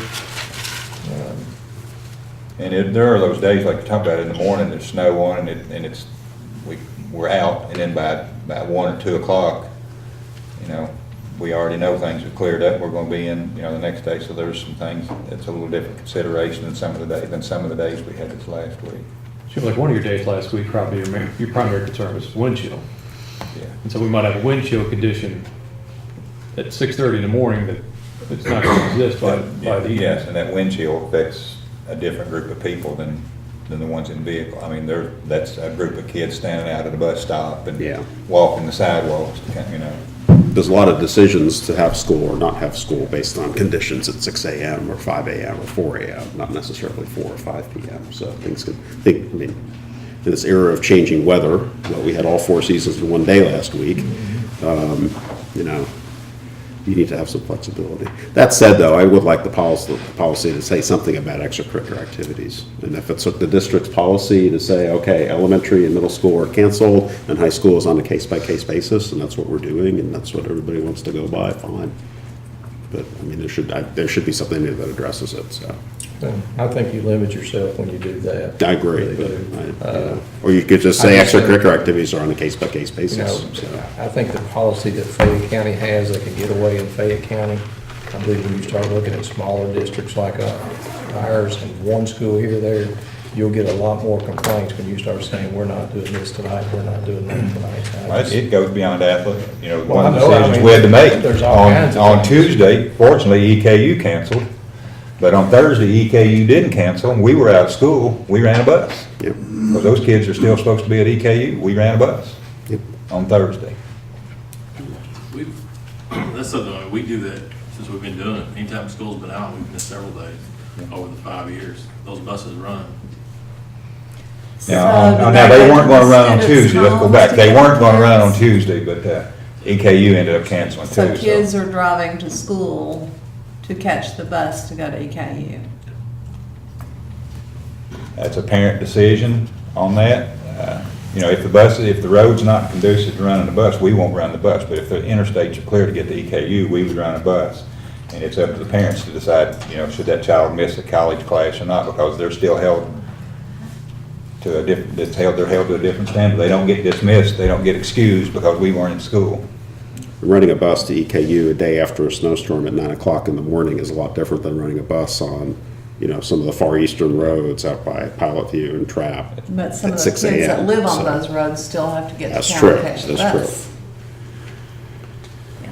So the policy we have now has some built-in flexibility. From your perspective, would you like to see any changes in the policy to reduce some of that flexibility to give more certainty to people? That's your call. I'm fine with the way that it is. I'm fine with working the principals and making the decisions, because we make it on a case-by-case basis. And I don't know that you can write into a policy that would cover all the circumstances. Do you make it, the principals make it, or the athletic directors make it? As far as what?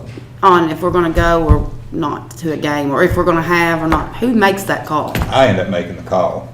And- You make the final yeah, call. I'm the one that finally, you know, says you're either gonna go, you're gonna be allowed to go, or you're not gonna be allowed to go. But I will tell you that the calls that were made on the athletic events during this last week were made between myself and then in the cases that Mr. Bowen talked about, the superintendent of Montgomery County and the superintendent of Bourbon County, along with the athletic directors in the conversation. Okay, so We with were all in the the, conversation, and Mr. Bowen was there, he just wasn't on the phone with us at the time, so. right, but so, I mean, like Jamie King is our district athletic, he is involved in these with middle school and high school. So that's who, if somebody's calling me wanting to know, I send them to Jamie King, he would know the answer to that. He and I talked before, on any of those days, we start talking early in the morning, or actually, we start talking the night before, but then It's pretty standard, you know, as a principal, that in my time, if we had bad weather, the first thing I do would be call the superintendent and say, what's your thoughts? And then, you know, I didn't work with Paul, the superintendent, but the superintendent said, no, I don't think we should go. Well, that's fine. The superintendent says, let's wait, if the superintendent says we're ready to go, then I relay that information on. I'm not sure if that's the way Mr. Boland does it, but I would say it's probably pretty similar to that. I'm sure that Mr. Boland and Mr. Christie have it. The thing that I have heard is that people were calling different athletic directors, and the athletic directors were giving them 2 bits of information. we'll make sure that that's straightened out, but. That's why, well, I didn't know if Jamie has the final say in that, how that works on athletic directors, or how is that working? Because if Jamie doesn't know what's being said and done, and he's got people calling him, he needs to be able to give the right information as well, Yeah, so. the buck stops right down there. Yeah. I'll tell you where it stops at. Because if That's they true. go out, that's who's. But I don't in want to charge. send every parent in Clark County calling Paul Christie's cell phone to find out if we're having a I basketball. mean, you know, athletic directors should be able to explain the process. I mean, if that's who they're calling, I mean, the people in there. should I don't think explain the process. it's different evidently for middle and high. And if Jamie's the district athletic director, then, I conveyed that information is conveyed to the middle school athletic director, so they're now certain on what's supposed to happen and what's not, how we'll make sure. I mean, that's the main thing I kept hearing, is nobody knew which one to get in touch with.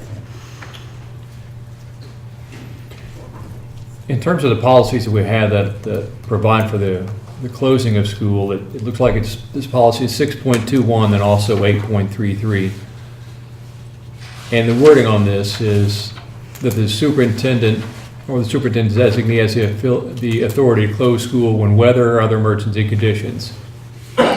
So that's the only ability that exists to close the school is for weather or other emergency conditions.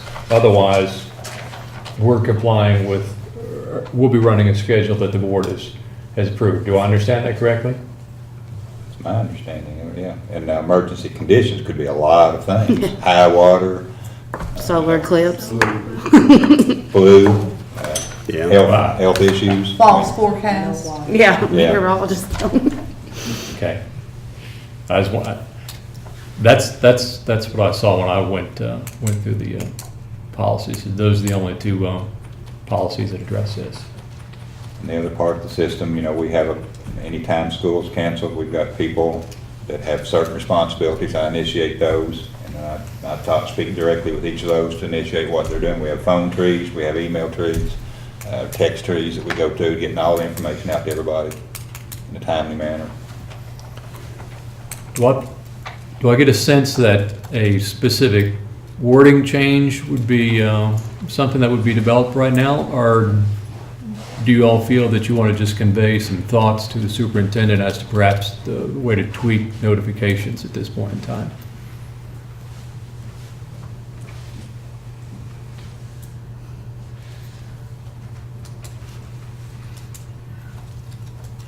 Or we could just simply, No, extracurricular activities are a gray zone, because if the two statutes referenced here in the regulation both pertain to transportation. So, in general, kids are transporting themselves to extracurricular activities, so. I don't even know where, there's no, even if you're gonna put something in there about extracurricular activities, you have no statutory authority, so. The way I'm reading it, Mr. Elkins could correct me if he thinks otherwise, but. Well, I think you have the ability to implement policy. I think the process is you develop the policy, you consider it at least one time in an open public meeting, and then take up the adoption of it at a subsequent meeting. So I think you're at least that many steps away from doing it. But, if you wanted to make the amendments that have been suggested, I think it's within your ability to do that. I would note that, and I guess it's the nature of the business, but, the policy says when it's unsafe to run the bus fleet, it makes no mention of running a bus.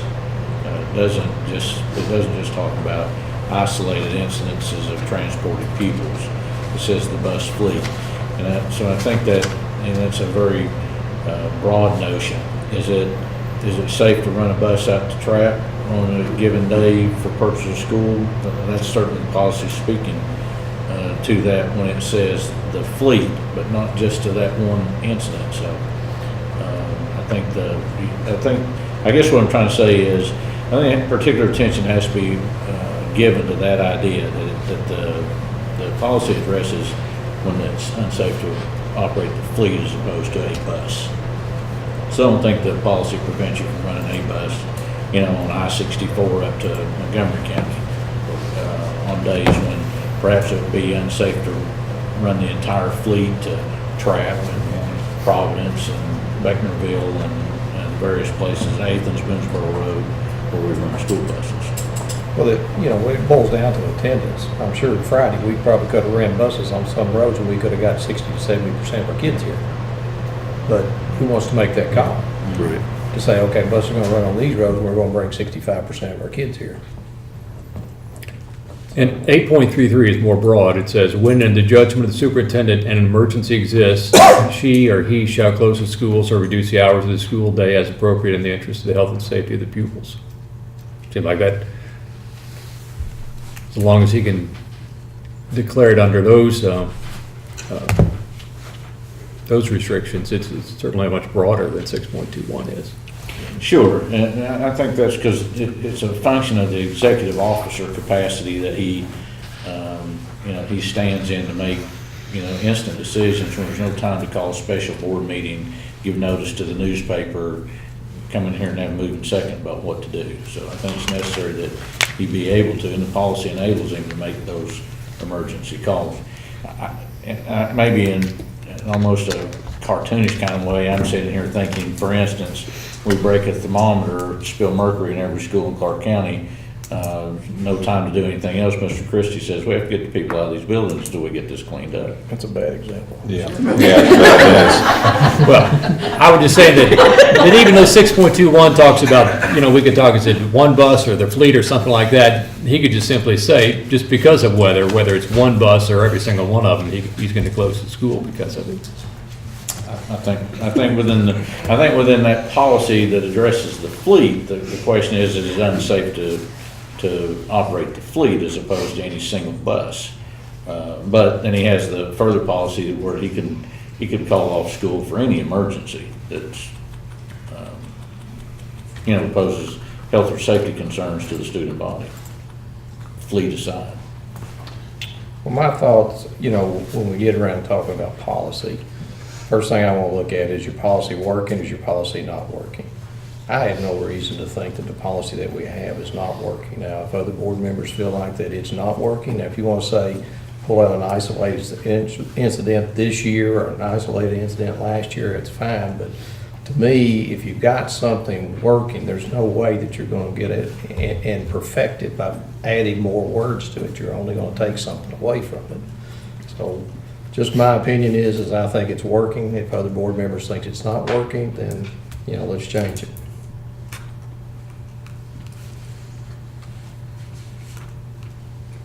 I like it to say something about extracurricular activities, because over 7 years on the board, I've gotten plenty of emails on that, so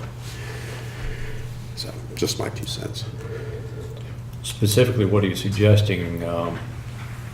Just address it, or say, all right, the superintendent, or even say, close school and/or determine whether extracurricular activities, if the buck stops with you on that, Like I said, I don't want to make things more restrictive, because I agree with Gordon, the policy that we have is by and large working, but there's going to be times where it doesn't, and then we all hear about it, so. And you probably still won't hear about it if you say there about extracurricular activities and I cancel one, or don't. I'd actually, before making any changes to this, I'd be curious to see what other districts out there are doing, so. There's lots of other policies out there, which, I don't know, if 90% of the policies out there read like this is probably the best policy to have. So, if we're an outlier, then.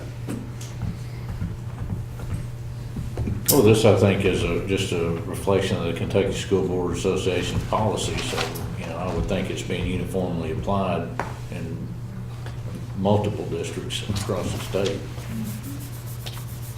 Well, if one wanted to take the time to do it, they can go to the Lincoln policies of our website, go over to the KSBA, pull this up, and then you just change the district number and pretty easily see what everybody else is doing. A little on the tedious side, but we could, Quite tedious.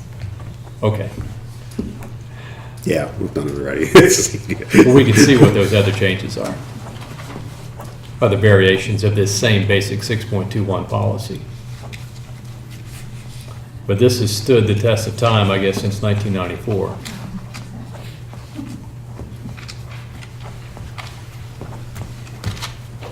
So, any further discussion or any proposed specific changes at this point in time? Or is this something just good to cogitate on? I wouldn't feel comfortable making any amendments to this right now. I'd like to see what else is out there, but. I can count to 3, so I have nothing else to add. Okay. There's no further discussion and no motions on this particular item. Then we'll move on to the break. And since we've already had a short break, we'll just take a quick 5-minute break, and when we resume, we will discuss review and approval of the 2018-19 draft budget. So it is 8:25 right now. We'll set a target of returning approximately 8:30. That's my keep going. That's so good. Probably only two.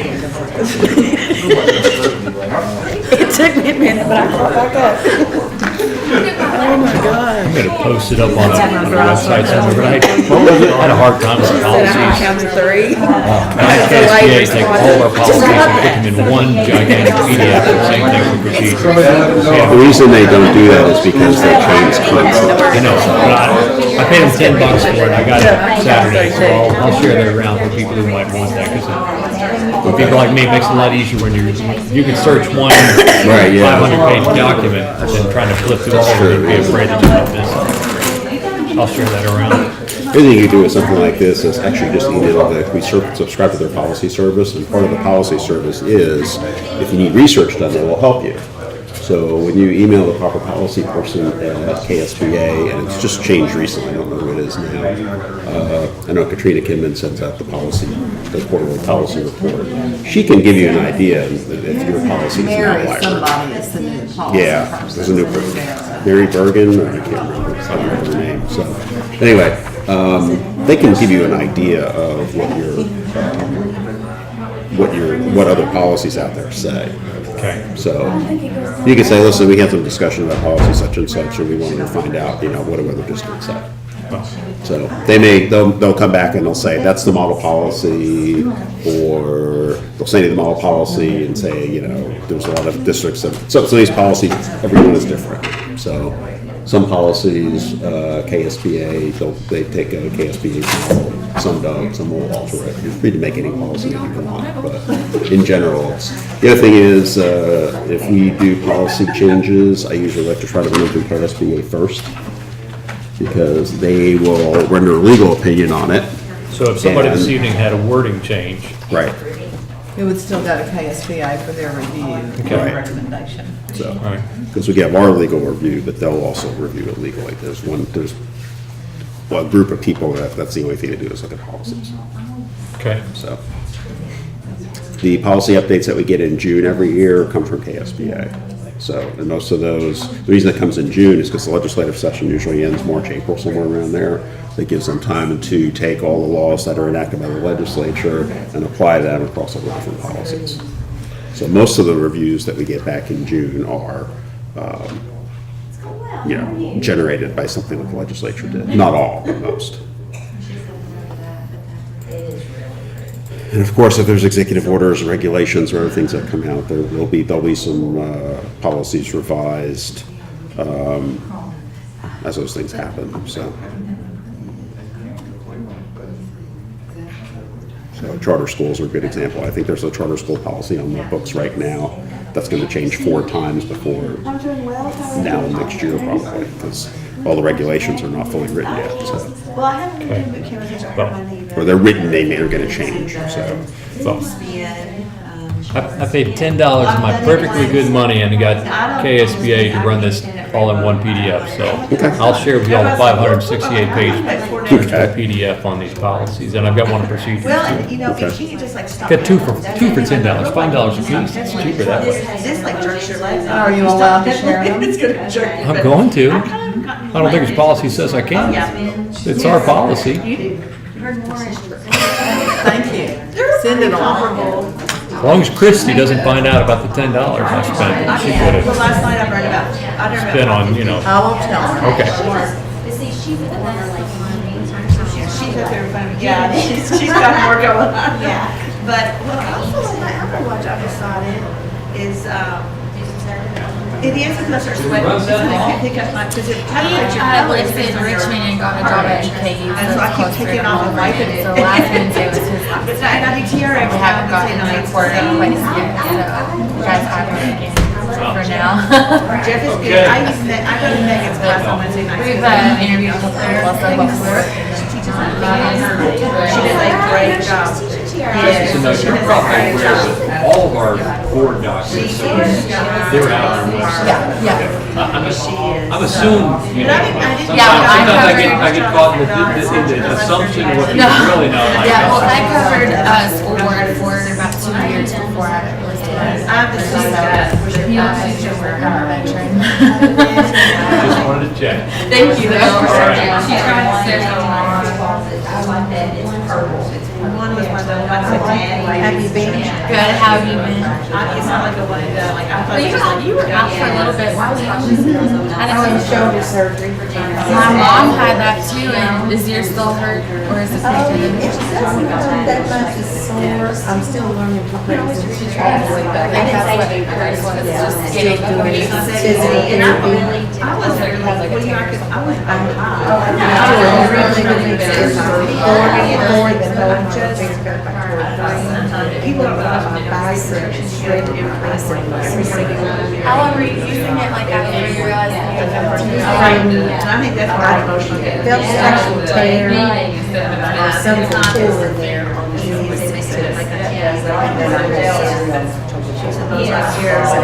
Still, I go to therapy in the morning at 7:30, so I'm still doing that twice a week. After she did her surgery.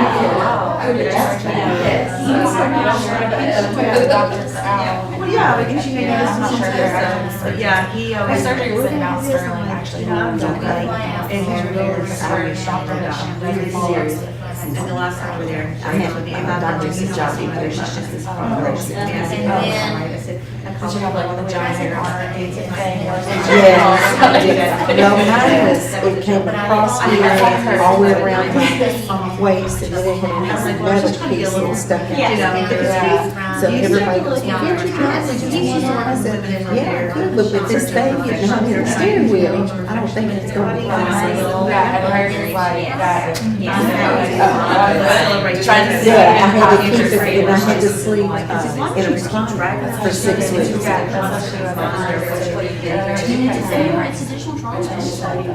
Well, I did 3. The first time I did 3 and 8 months.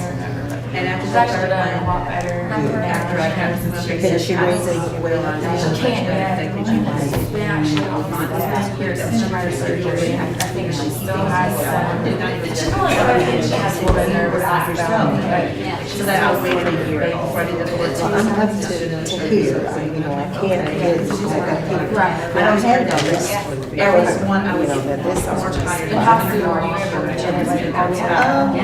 But I finished therapy, I just need to raise it up. That's a long time. I mean, she couldn't raise it, I think she just. So,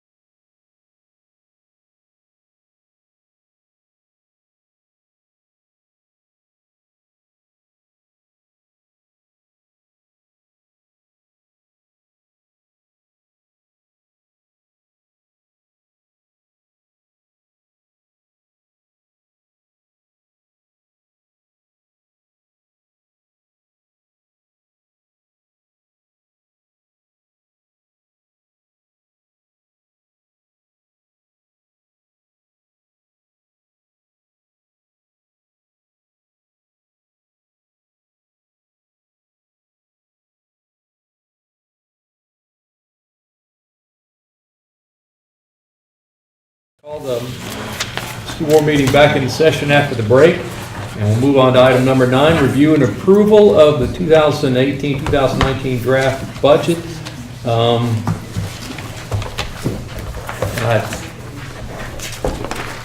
I've got it in here somewhere, I buried it in these pages, but there's a specific KRS that requires this. Does anybody have it? It's KRS 160.470. I was going to say, it's the last page of the, It requires the board to review the draft budget by January 31st. And the emphasis is that our requirement is just simply to review. This is really not a required approval process. Correct. Okay, so I just want to throw that out there. And I know various folks might want a different level of detail. So as far as I'm concerned, we'll, as we go along this evening, we'll lean towards the desires of the majority of the board in terms of how much detail we get into tonight. Does that sound like a pretty reasonable approach for everybody? So if we have one member who wants to drag it out for 6 hours, then I think the majority would say that might be more details than appropriate at this point in time. One me, you. Oh, I don't want to give names and stories too.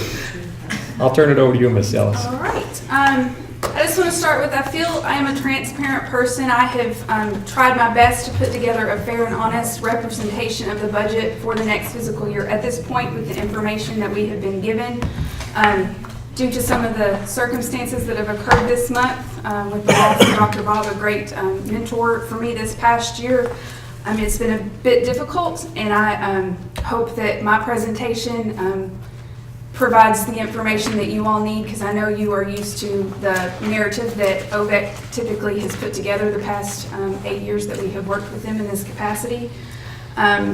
So with that being said, obviously we know Governor Bevin has put out several proposed plans regarding pension and now budget, and we heard more about the budget today.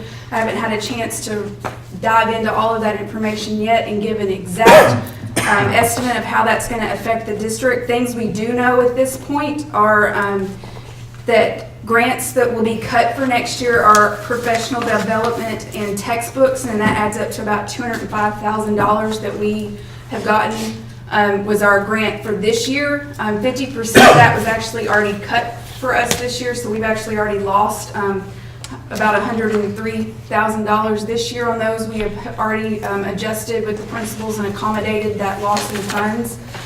Also, the Family Resource Centers were cut 17.4% of their third and fourth quarters this year, which was $42,000. Again, they adjusted their budgets accordingly to not account for that money this year. We know next year, so far, Family Resource has not been named as one cutting next year, but that has been thrown out, so I see that they'll probably get cut a little bit next year, but we don't know an amount yet. We do know Community Ed Grant, which is $20,000 for us, will be cut next year. In his proposal. If the House bill passes, this is in the proposal. All the items you just mentioned are Proposed, yes, sir. Okay. These are right now the items we know proposed, the dollar figures that will affect us. Again, forthcoming information, we'll have more dollar figures, and it is all contingent upon if the House bill passes. One of the things listed was the Kentucky Teachers Internships, our KTIP. We are reimbursed for those, and then we pass those on as stipends to our teachers. That is a program that is one of the listed cuts. Last year, we got reimbursements of $33,000 that we don't look to see next year. So, But the entire KTIP program is on the Yes. chopping block, so Yes, if it's they not cut just- the entire program, those costs wouldn't be. so Have you had a chance to do a back of the envelope calculation on the transportation cut, how that might impact our district? not yet. Okay. I have not. And if you don't mind, I guess the other external thing that's having a heavy impact on our budget is the, let me use the correct terminology on the pension plan payment or classified. The CERS rates. Yes. So we can tie that, and you'll want to get to it in a little bit more detail, but what's the dollar value impact of that one change? So that percentage is going from what to what? It's going from 19.18% that we are currently paying this fiscal year. If they don't phase it in, which right now we've been told they're not, it will go to 28.05% for the district's portion. And the estimated impact on us? That estimated impact cost is going to be, I've got that on the slide, give me a minute to find it. Approximately $475,000. Okay. So the first list was part of the governor's budget. this CERS increase has already been proposed, and that's by a separate board. This is not part of what the budget is proposed. It's Correct. yet a separate thing that's going to impact us to the tune of $475,000 if they don't change It's not that. passed yet either. It's not passed That's yet not either, but- That's not a, I went ahead and accounted for that in the budget. Mr. Christie and I discussed that and said it safe than sorry to not have budgeted the entire amount. Hopefully they phase it in. And we have over budgeted benefits at this point, but it's better to over budget than under budget when it comes to expenses in that area. and in recent conversations, I tend to believe that they're probably going to phase that in. Okay. But your budget that you're seeing there reflects The the entire, entirety at one time. Okay. So what about transportation? That just kind of come up here before, after we were too far involved in this. I've heard as much as a 62% cut in transportation. Well, they only fund us at 60%, so, you know. So what does this budget show? What sort of We've not- increase? Not taking We into that. don't We've have not- it. Because that came up after we were. the budget was already yeah, put together before that came out. Before it came out that he was going to do a 60. So what did you base the transportation amount on? Current. Just current, okay. thank Because you. the push has been from the Superintendent's Association and the Schools Association to get that increased. So we just left it where it was. We didn't show any kind, the push was been to an increase, and he's pushing back saying it's going to decrease. So somewhere in between, I don't know. So I would think that some of the other things would probably be touched before transportation will, based on conversations with legislators and other associations just working with it. Okay. So do we want to go through the slide? You all just have had a chance to review and want to ask specific questions? How do you want to proceed? I've listed all the funds at this point in time. Again, we know a few facts. We put together as much information as we can. We budget everything except Fund 2 and Fund 360 at this point. So I have, in this PowerPoint, you see Funds 1, which is the majority, our general fund, the bulk of our money. Funds 310 and 320, which are our capital funds, 400 debt service, and then Fund 51, our food service budget. And again, Fund 2, we will learn at a later date, and Fund 360 is based on our current construction projects. And going forward, what is added to that.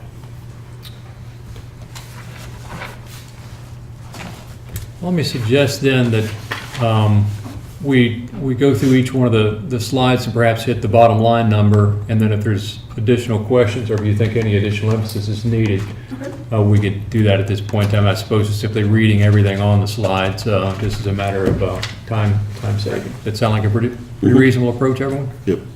Okay. All right, so starting with the general fund and our revenues, I called and spoke with Karen Bouchard, is that her last name, at the PVA office, and she was estimating roughly right now the increase to properties was about 60 million, which is about a 2% increase. OVEC had put together an estimate for us based on our 3-year trend, and they were actually trending 4% based on the last 3 years' history of property assessments. But after talking with PVA and then going back and talking with OVEC, we all decided that it was best to budget just the 2% assessment increase if that's what our PVA office was suggesting, which she did. So we are basing this revenue stream for our local tax dollars on a 2% property increase. And the budget that you have been presented, printed out from Munis, is based on keeping our current tax rate of 62.2 and how that will affect SEEK. So typically, OVEC in the past for us, when it comes to the SEEK numbers, has used the final SEEK data that is listed on KDE's website, which would be the end of the year 2016-17 ADA numbers.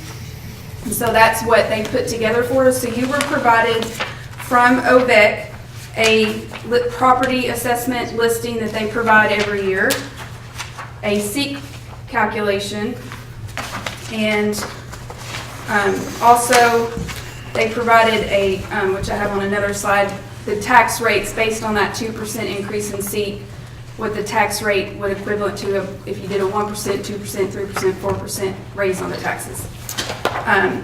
So bottom line, looking at the 2% increase and how that affects SEEK with the ADA that was plugged in, which was saying that our ADA would be basically roughly 4,800 students. That's about a loss of 248, almost 249,000 in our seat dollars. So the next slide shows, based on if we kept our current 62.2 rate, this is the increase to our to these categories: the property taxes, your personal franchise property taxes, motor vehicle, and SEEK. How that would look at the 62.2, or if you took a 1% or 4% tax rate, how that would look to the budget as an increase or decrease to our current budget we are operating on for the fiscal 18. This would be the change to those numbers. And then you could just emphasize that's the CCAD count of 483675. That's our actual number for 1617. Yes.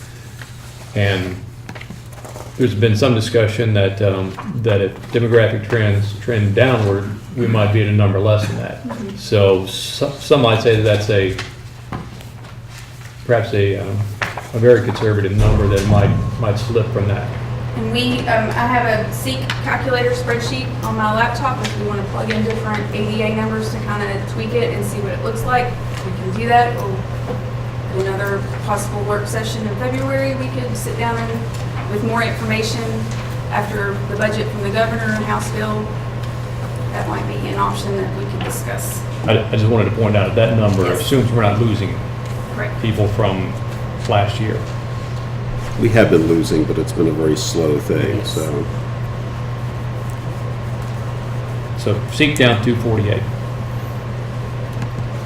Now, the good news is that property taxes, the 2% you discussed, would result in a $162,000 increase in general property tax, keeping the same tax rate. Yes.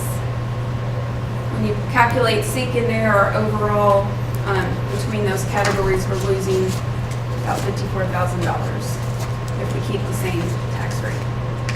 Is the estimation at this point. Again, all of these numbers are subject to change. We don't know final property values. We don't know final SEEK. All of this, we do our best at this point in time that we can. The next slide, I took some of the other revenue categories and did a historical average on those categories, and it resulted in about a $375,000 increase to the budget on the revenues. And those are the categories that it includes. And any questions? And if you run all those together, it looks like the bottom line estimated, or the budget revenue change is a positive $320,000. Yes, sir. Because there's half a dozen different components of that. Yes. So even though SEEK's down 248, other things are going up, notably interest. Yes. Bottom line, revenues are expected to go up $320,541 in total. Where is that amount? I'm sorry. It's not on there. Okay. But if you take, Between the two. if you take those items right there, the 375,000, then if you go back one slide, And take off 54,459, I assume. the, Okay. the property tax at 162, PSC 3775, motor vehicle tax 28,000, minus the SEEK 248 is a net decrease of $54,000. Take that out from the general Okay. revenue. Yeah, bottom line is revenues are expected to increase $320,541. Next slide shows my calculation of how I arrived at the beginning balance.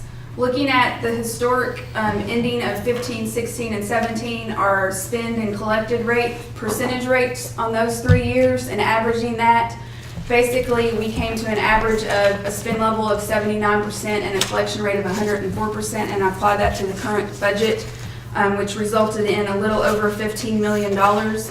So we're estimating that that will be what our beginning balance for the next year is if we continue on the same trend as the quarter report showed you, that December is still trending the same as the previous 2 years. This is what we think will happen. Does that relate to what Mr. Peridot asked earlier, if we anticipated another $1 or $1.5 million? Yes, ma'am. Because the beginning balance for this year is 14.8. if we continue on the spending level of only 79%, that's not spending our full budget. So that's putting more money in. And last year, we had 1.1 million in capital fund transfers, which we will only have the 370 this year. So we won't have quite the $2 million we ended this past year with, but this year it'll be a little closer, but it'll still be, in my opinion, a hefty number that we end with, because we don't typically spend everything we budget, which goes back to the first slide that showed the one-time expenses. We're spending reoccurring dollars on items that we will only spend that 1 year, which technically are contingency dollar items. And we are already at 2.2 in December for those items. So that's where the extra money Mr. Peridot was referring to is, it looks like we're spending reoccurring dollars, but it's really one-time things that will not come back in the next year's budget that we're ending with. And that will not affect the beginning balance of 15 million? That's how I calculated it. Based on previous years, we ended with $1 to $2 million extra and still had very large beginning balance based on the collection and spend level at those percentages. And that's what how was our beginning balance this year? 14.8 million. And the difference between 14.8 million and 15 million is how much? 200,000. Okay, I thought he was talking $1.5 million to 2 million. Even though we ended the year with that much extra in expenses against our budget is what he is talking about. It didn't put that much money back in our beginning balance. From the beginning balance of the previous year, it was 14.3, I believe. I'd have to go find the exact dollar amount. We went to 14.8. So we're not putting $2 million back in the beginning balance. We're not spending that much on our budgeted expense budget. That's what's left over of what we budgeted for the year. Thank you.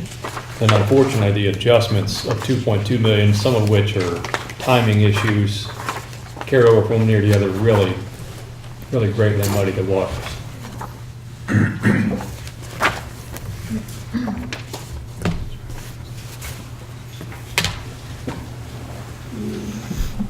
Other discussion or questions there? Okay, next slide, please. So this is an overall summary of revenues at the different tax rates. We are budgeting reoccurring receipts based on the 2% and the tax rates changing for the year, 15 million constant for the beginning balance for an ending budget of the amounts listed there. And I guess another way to put this is this budget's based upon the same tax rate, but if various worst-case scenarios come to pass, the only real latitude that we have Is to raise taxes.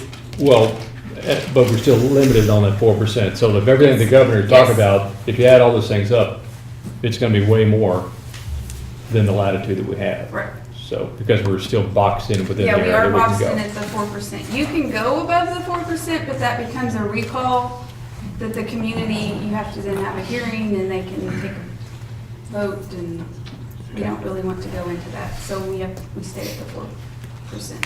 All right. Okay, moving on to expenditures. The bulk of our budget is salaries and benefits, typically around 80%. The assumption for the budget that has been presented to you is that our staffing levels are going to stay the same, that we're requiring rank and step increases. That's if they completed their year of service this year, they move on to the next year and they get a step raise. So that increases their salary of what the physical year is here. Typically, the average of that over the entire salaries is about 1%. So that accounts for about $304,000 on the budget. And then with the retirement rate, we budgeted the full increase to the 28.5%, which is an 8.87% increase from this fiscal year, which is about the $475,000 increase on.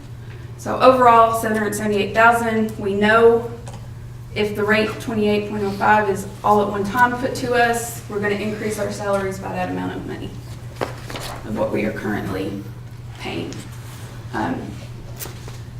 The 1% overall raise is not budgeted. It is simply just listed on the PowerPoint for you to see based on our current staffing level what that would cost the district, but that is not built into the budget. The only thing built into this budget you're seeing is the rank step raises and the retirement. That 1%, that's just sort of note as an FYI. Say, Yes. hey, if y'all want to know what it costs, Yes. here's what it would cost. Yes. Okay. But that is not in the budget. That was just simple, here's what it would cost for your certified side and your classified side, additional dollars. So during my budget talks, I sat down with all the principals and directors. If you'll go to the next slide, please. And one of the things that has been a few items presented to the board, this is just kind of a summary of how those increases.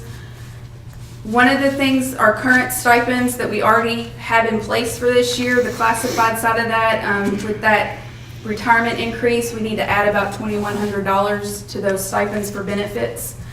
One of the things that was board approved was that special education facilitators and speech language pathologists would get $1,000 stipend each year. So this $15,675 is that $1,000 based on the current level of staffing we have in those positions, plus the benefits. That's what it will cost the district. I had 3 schools ask me for an additional instructional position. Baker asked for another team lead. Shear asked that their SBDM secretary receive a stipend, and Concrete Mastery Connect progress monitoring, which adds up to about $2,100. And then GRC adjusted their athletic positions, and Campbell also, and that results in, this is with benefits added, $35,600 for GRC, $41,50 for Campbell. And maintenance control technicians, with all of the new energy performance contract that we have, and all of these units we are putting in are all electronically controlled now. We do not currently have anyone on staff who can maintenance those controls, and right now PSI is doing that as part of their energy performance contract. But when that contract ends in 6 months, we will have to hire an outside source to come in and do that, and it's about $100 an hour for anyone you hire. That's about the average. So we felt it was beneficial to the district, which I know you have seen this proposal before, but to add this as a stipend to train our current technology staff to do this. And this is a position that they're called all hours of the day, weekends. If something happens, they've got to go adjust those controls. So that with benefits is $10,445 for a total of $106,70 added to the salary stipend schedule. So, this maintenance controls technician, is that currently a position in No. our district? No, ma'am. That's a stipend. That will be a Requested additional stipend for next year for us in the technology department to have someone trained that would Did be. that come up before? Yeah, if we approved that, I don't remember. Don't remember what meeting, I want to say September, October, somewhere around there. And what are these additional athletic positions, or what is that? You were provided also in your packet the new stipend schedules for next year. We usually get in May. Right. I went ahead and provided them now so that you could see, since there was such a significant increase in those 2 areas, so you could see the proposed schedules at this point. So is it highlighted what's new? No, ma'am. I can tell you if you want to know. It appears from my analysis that, this is on GRC track, that a head coach, that now there would be a head coach for both girls and boys and assistant for girls and boys. Tennis, that a head coach for girls is added. Golf, there was a head coach for boys and assistant for boys, and adding one for girls, both positions. ROTC, our Raiders teams and color guard was added. And in marching band, an assistant, 2 assistants, and a fall color guard instructor was brought onto the budget. 5,000 of the band was moved from the instructional to this budget. So their instructional side of GRC stipends went down 5,000 to move all the band in one spot. Thank you. Thank you for the clarification. And football field mowing, I guess mowing in general was added. The mowing stipends were actually on the district stipend schedule. I'm trying to do a good job of combining everything that affects one school. So we had the mowing stipends for all the athletic fields listed on the district stipend schedule, and I've moved those so those were already budgeted in previous years and have been approved. So Campbell and GRC have always had mowing stipends, and I've just moved them from one stipend schedule to another. So that amount, The district one dropped. yeah, the district one dropped those and they were added to the GRC and Campbell. And good point on GRC instructional, it was 44,350 and it dropped to 39,350, so that was the $5,000 that then moved from instructional over to that. And mowing for with the district level, all the mowing stipends, so schools, no equal out. No, I'm just gonna listen to Scott, he's already done that.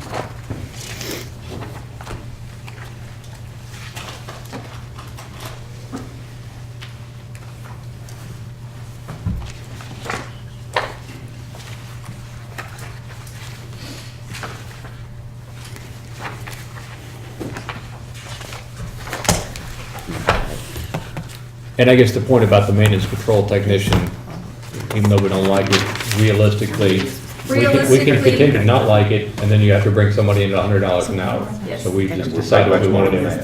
I think realistically, the district, and that is the board's decision, we could go a year without it and see what it actually costs us, but I feel we will spend much more in calling an outside contractor to come in every time we need those controls managed versus having someone on staff to do it.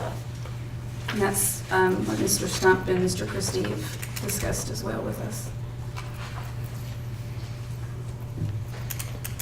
I guess on a percentage basis, probably the change in Campbell is, Yes, Campbell, the two Mr. Howards, Dustin and Ken, did a research. They have an extensive spreadsheet where they looked at many districts across this, that we compare with and what their stipend schedules are, and we were woefully behind for middle school athletic stipends compared to these other districts. And so they did a lot of research, and we talked with Mr. Christie, and we felt it was a fair representation to increase based on our comparable school districts, those positions. What were the comparable school districts? So do you have your spreadsheet with you? Yeah, I've got Bourbon County, McNabb Middle School. McNabb, their athletic budget's almost $65,000 a year. And we were at $17,600. Do they have just set of that? They just have 7 things, yes, ma'am. Then we have Elkhorn, Scott County, Georgetown, Coral Springs, Woodford. So really, we looked at everybody in our conference because we're in the Blue Eyes Middle School Conference. That's what we tried to do. We did pull Fayette, and then we pulled a couple of schools east too. And we felt like that was a good. The other thing we did, which is a little bit higher, is some of the positions that were school paid. We went ahead and moved those onto the board because we were taking money that concessions were raising, gates were raising, and having to pay coaches, and that money wasn't going back to the kids. And I had a really hard time with that, considering we're paying them, or they're paying us fees, which is the second part of that. I felt like if we could address our salary schedules, then we could also get away with, so basically eliminating all fees, which has not been done in this county ever, as far as I'm concerned, as far as middle school, without having to do boosters. Competing boosters will just muddy it for longer and have other people run those, whichever. I didn't feel comfortable with that. what was, I saw it somewhere, the cost to eliminate those fees. 15,000, it's on slide 13. And that's just so we can take care of everything, including band, orchestra, mock trial, cheerleading, as I said, cheerleading, which is a big one. I mean, so no kids are always going to have to pay a fee ever again. And that's based on the math, and like I said, getting rid of some of those other positions that we were having to pay. You said band was in that too, right? That's correct. And orchestra. They have to pay $50 fee per kid. So basically, kids would save them money out of school fees, out of school money if they pay those, that's required. So that was over on the instructional side of supply expenses, slide $15,000 to add to the athletic budget for Campbell to stop charging those fees. I think I should emphasize that this is just a draft, these are some Yes. concepts, this is a proposal. We're not even really voting on this proposal right now. These are just concepts you want to share with the board, so we've got quite a while to be mulling Yes. over this. So these items have been budgeted in, so you could see how it would affect the budget, because we felt these were strong items that the district really needed to be beneficial to our staff and kids. So we did go ahead and budget them, but again, as you said, this is a draft. They can be pulled out before we get to the May tentative budget, which is what we would start the school year with, if that's not an approved item.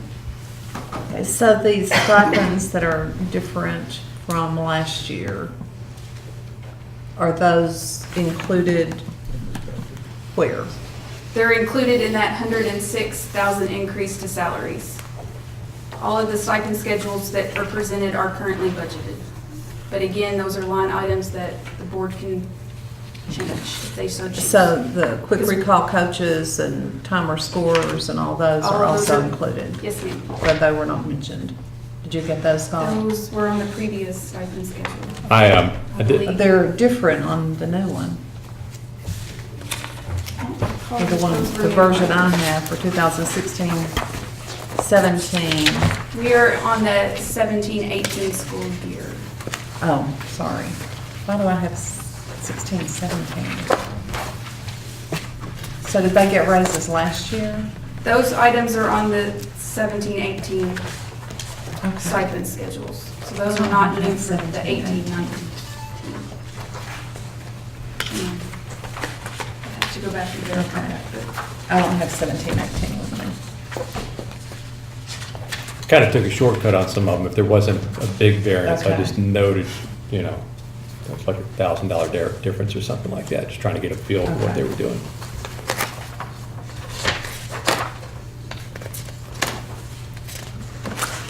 any other questions in regards to the stipends, extra service salary schedules?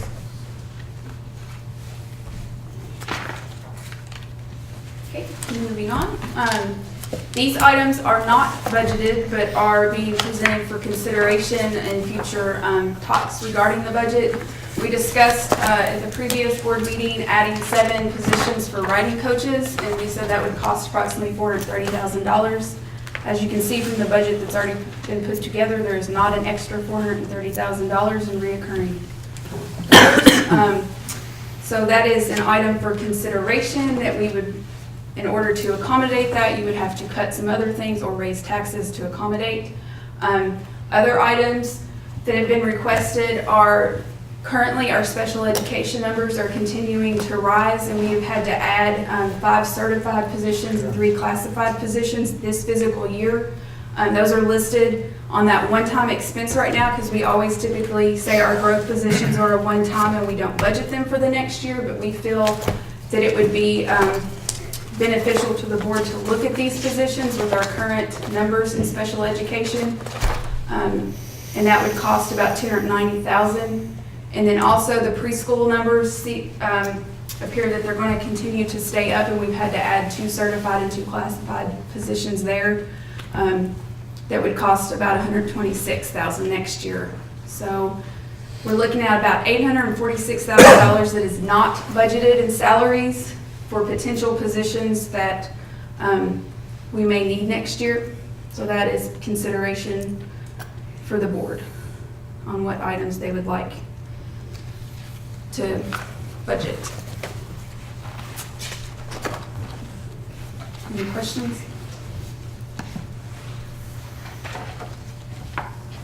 Okay, we want to move on. We'll get into what I call the supply side of the budget. So Section 6 funds, we always base that on second month ADA is typically what SEEK is based on, and based on those numbers right now that we have reported to KDE, funded at 90%, That's a $16,941 increase from last year's 90% Section 6. And there's, at the bottom of this PowerPoint in the notes section is a calculation of how that was arrived at.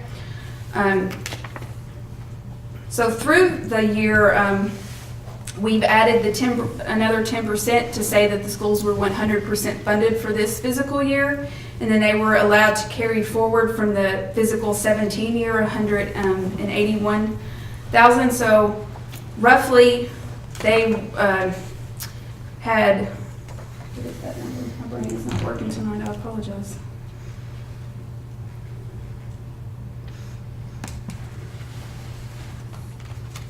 $248,000 was added into Section 6 in this fiscal year that we consider a one-time expense, and that has been backed out for the next budget. They have only been budgeted at the 90% level again.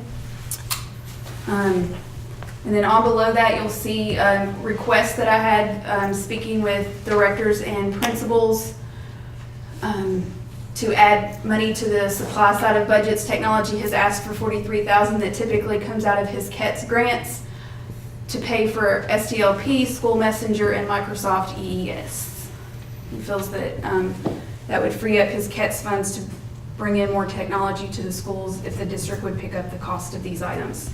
What is Microsoft EES? That's our Microsoft operating contract for the year.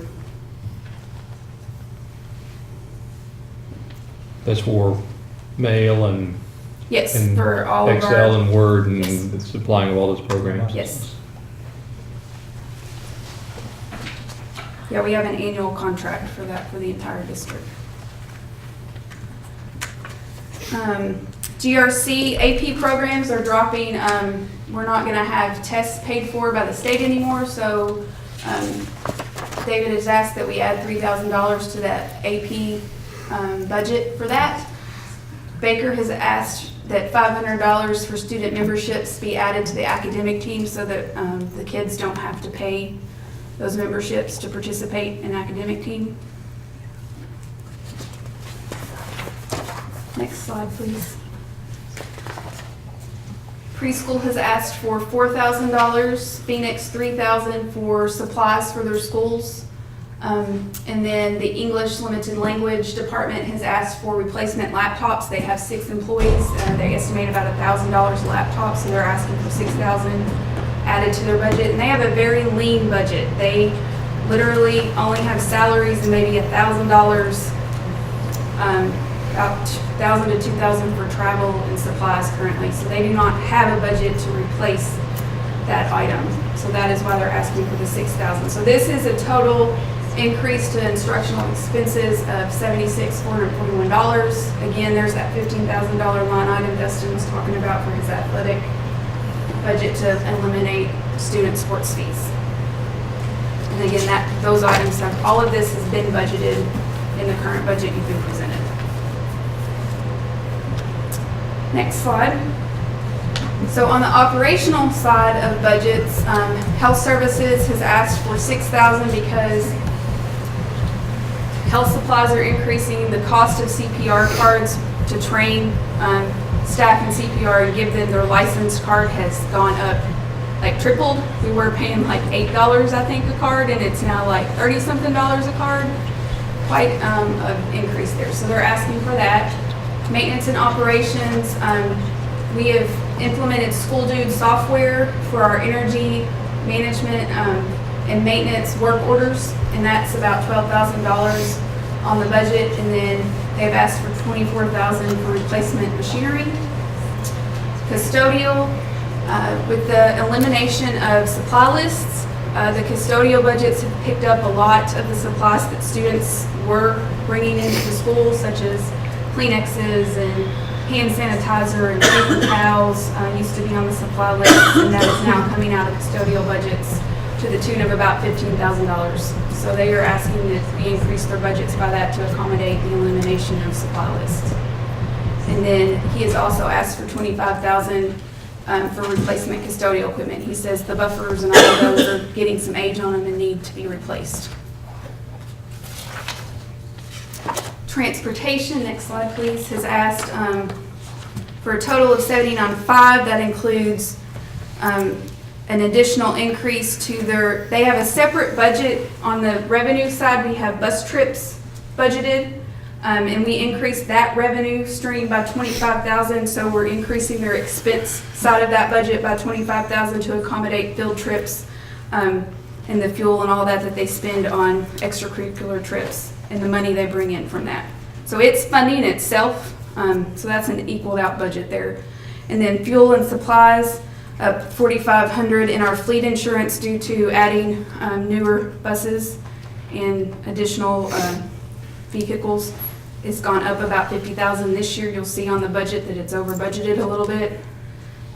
So we're adding $50,000 to next year's budget to accommodate that increase. So that fleet insurance, that's not a timing quirk or something like that. That's a projected increase in the cost of our fleet insurance? That's a current increase.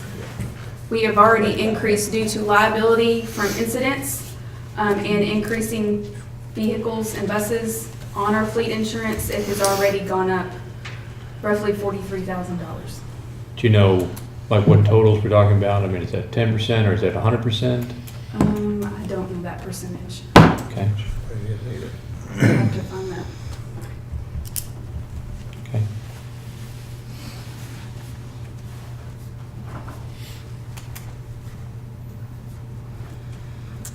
Security, they have asked for repeaters and communication towers for the radios, which do the towers are part of the new thing that we just, or is this additional? This is one that probably now with the radio thing. Can be we just eliminated. did with the repeaters and That's kinda communication what I was- towers for radios, that disappears now. Again, this budget was put together before tonight's item was presented, so that would come off. And then between the superintendent's budget, finance, and HR's budget, we've actually decreased 41.7, and that is movement of funds to accommodate other budgets, and also for finance and HR to implement the new frontline software. We have to go to a new time clock system because our current time clock plus is no longer being serviced or under contract. We back it up nightly to make sure we don't lose our information, but it is no longer, like, that company is not servicing anymore, so we have to get a new time clock. So we're going with the frontline time clock that already interacts with our ASOP system, which is our sub-binder system that we have. So this is the cost to implement time clock, increase our ASOP to include our classified staff, which currently only includes certified staff, and for the hiring, Talent Ed will be replaced, a current program we had that will be eliminated, and this new program under Frontline, and all of that will cost $24,600 additional to the budget. Is that a one-time charge, or will there be a recurring That will charge be for an the annual future? recurring charge. You saw in last month's, actually I think it was in January, bill, a $10,000 Frontline invoice, and that was for the implementation startup cost of this, and that was a one-time fee that came out of HR and Finance's budget this year. But this $24,600 will be a reoccurring annual, and it incorporates that decrease of the $66,300. We're taking away our current time clock plus that we've been paying for, our current Frontline, our current Talent Ed, and so it roughly equals out to about the same. I think we're about $6,000 more than what we're paying now with this new system. I'm sorry, is it 6,000 more or 24,600 more? 24,600 is the line item that will cost for the program. But our current budget of what the programs we're using right now and what these programs will cost us is about a $6,000 difference. Okay. But the software line item has increased that 24,600. But I listed that all together so you could see what it was. Okay, so that roughly for the operational increase, again, that 12,000 for security will come off, but we're looking at, excuse me, about $120,000 increase for operational expenses if you take that. And then debt service, which is our KISTA debt, on the general fund side, and then we have the energy bond has a portion on the general fund, and we have another energy contract from Strode Station back from 2014, I believe, that's on general fund. So we're actually decreasing those payments as the bonds progress, the payments go down. So we're actually decreasing that budget by about $25,000 on the debt service side for general fund. So in a nutshell, those are the changes to the expenditures of general fund. The next slide gives you an overall view by object code of the working budget this year, and these working budget numbers are what was presented in the quarter 2 report to you, currently where they stood at that point, and then the FY19 budget that has been presented in the percentage of expenses on that FY19, and then the change in those items.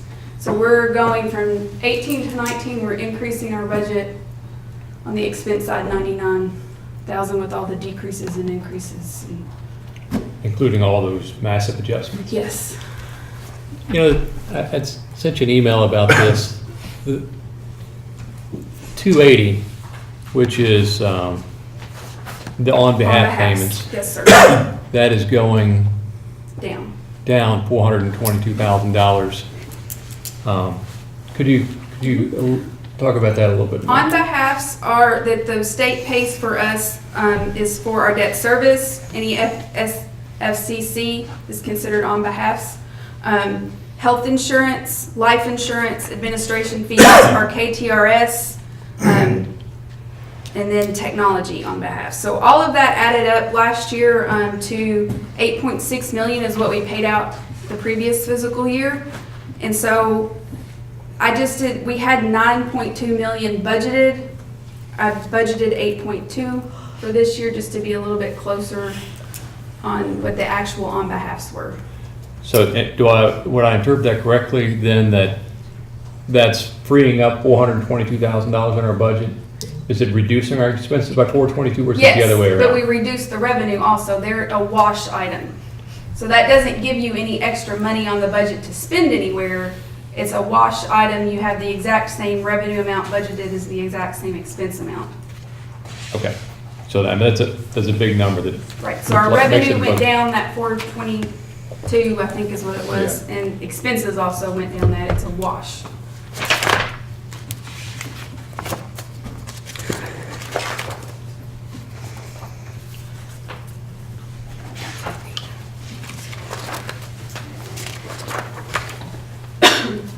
So the next slide shows an overall summary of expenditures, the reoccurring budget, and then the tax rates based on what that bottom budget total would be, how the contingency would look if you changed the tax rate from the current 6.2 based on our reoccurring budget that has been presented. Next slide is a summary of contingency.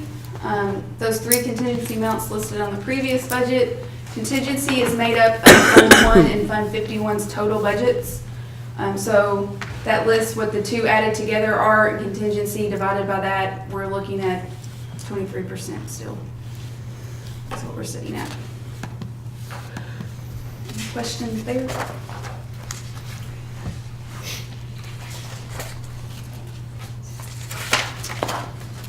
The next slide, please.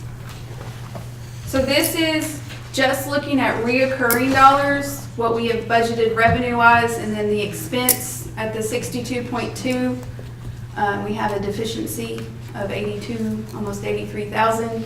And as you see, if we raise the tax rates, it increases. But that's where we're looking at right now based on the budget that's been presented to you. So there are some items that are going to need to be discussed, cut, tax raises possibly, discussion of where the board wants to proceed from this point forward.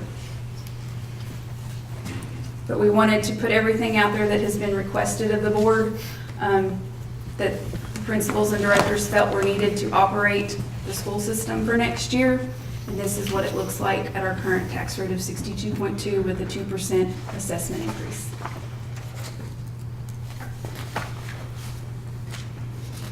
So, any questions? And that's less than 1% of the expenditures, right? Usually at this stage of the budget, that's about where Way we're more. at. So, Yeah. because we've passed some initial January looks at the budget that were 102, 103% expenses over revenue. And So that 1% you're talking about now, there's a lot of stuff in there that still is open for discussion. I guess to reemphasize what we started out with a while ago, this doesn't include any of the proposed impact of what the governor, if his proposal, The 19 to 28%. some portion of it became law. The 19 to 20, the increase in CERS, Yeah, it's included in there. CERS That's proposal. included in there, and that is what they're projecting. But no, it does not project a loss in transportation funding. And he's saying there's no change to seek, so, he's going to cut everything but. yeah, gonna cut everything, but Well, transportation is the big, I was that's the gonna big say, that kicker. really is a change to seek, because transportation is Mhm. part of that, so I don't know how you That's say right. seek's not being touched if you're gonna mess with transportation, but. So I feel it would be beneficial in the next coming months if we had a work session as a board, to sit down and discuss how that budget will affect us and any items that you all wish to remove that have been budgeted or added in that have not been budgeted. To have a good conversation about that, I think would be. I think we're going to need to see what the legislature Yes, does, because yeah. Mr. Bevan's understanding of school board cash flow seems to be pretty limited. Yes. You can write that down. I want him to call me tomorrow. And his cell phone number is. Because that was one thing, I was reading his remarks, and I'm like, he doesn't really understand, he's looking at contingencies that we carry, and, you know, when Dr. Bob was with us, he really stressed carrying a 7 to 8% Yeah. contingency at minimum, because we have periods of time in our budget, September, October, November, where we have very few, we only have state money coming Yes, only in. seek dollars. We have to cover for the usual budgetary seek shortfall in May and June sometimes, because when we we have a certain amount of money budgeted for seek, but we don't account for the increased number of pupils that we have to fund, so districts get shorted, and that's right at the same time that you're writing big checks to carry people over the summer, so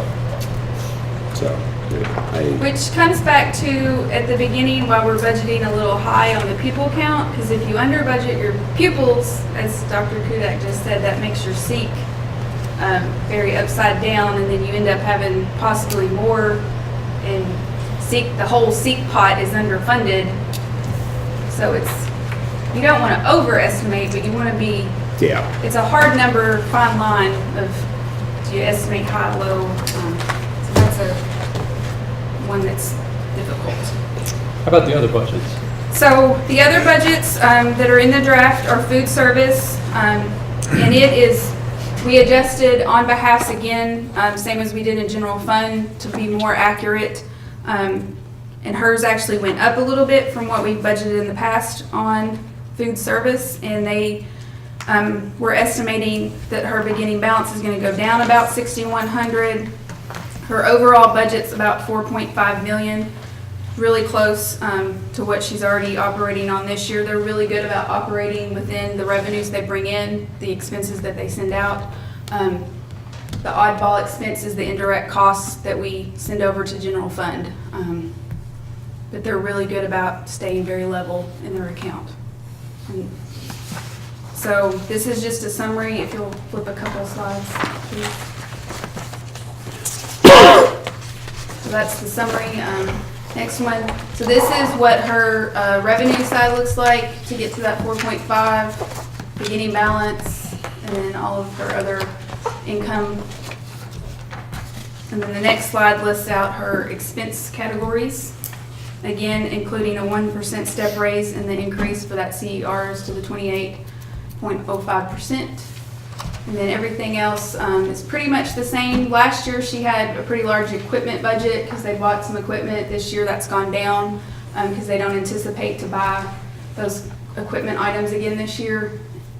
So that goes into her debt and miscellaneous bucket of money there, that $294. That's kind of her contingency. Food service doesn't carry a line item contingency like Fund 1 does, so we put it in the miscellaneous category for her to move around as she needs to for the situations that come up in food service. Any questions there?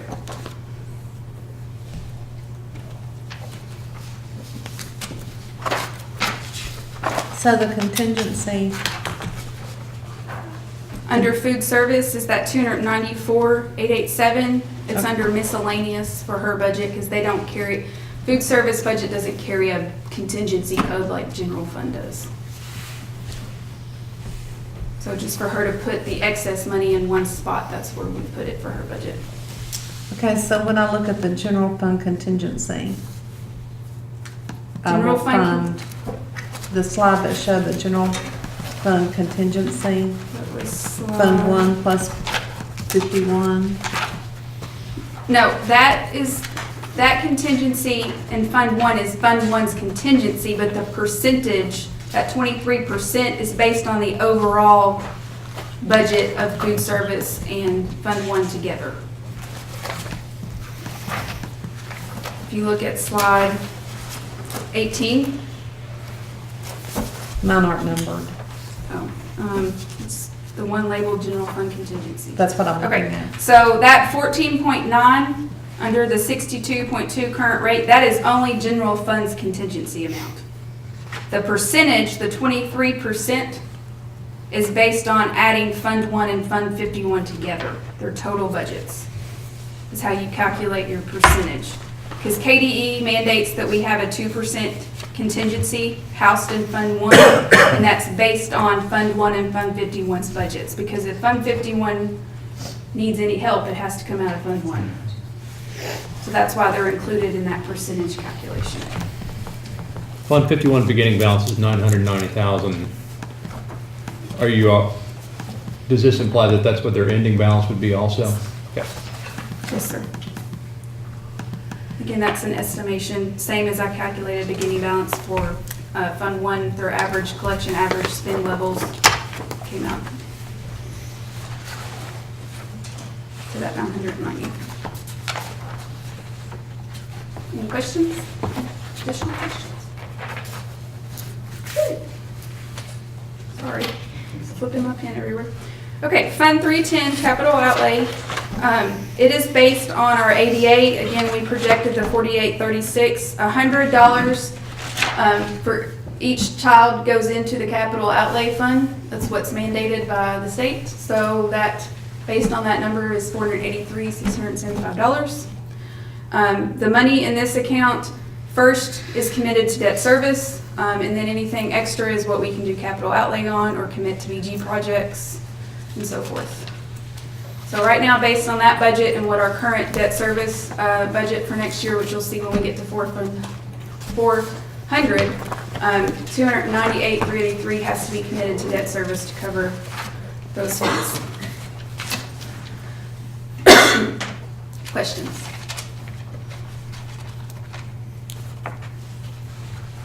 Okay. Fund 320, building fund. This is when you look at your SEEK calculation based on our assessments. We have a growth nickel and the required nickel that we have to put into the building fund. So based on that, and that's based on property taxes, a little over 3 million has to go in. And then the state does an equivalent for us of a nickel, and they put, we've estimated based on the SEEK, and you'll find that from OVEC, that whole calculation, 776, almost 777,000, for a total of 3.8 million in capital outlay, which will all, next slide, be budgeted to debt service this year.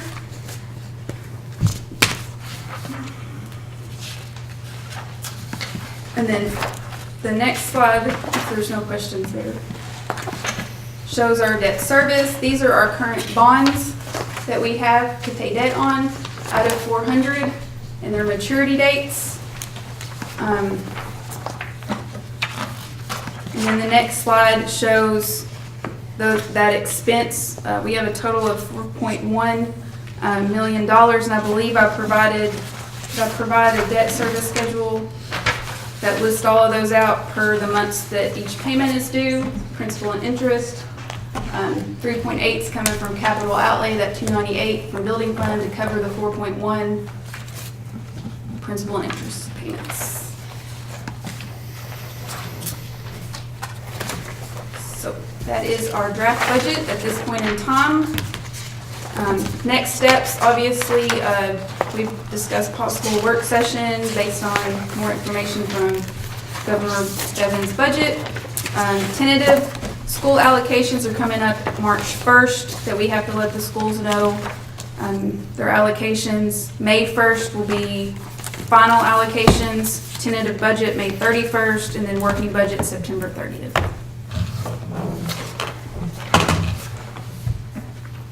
Any questions?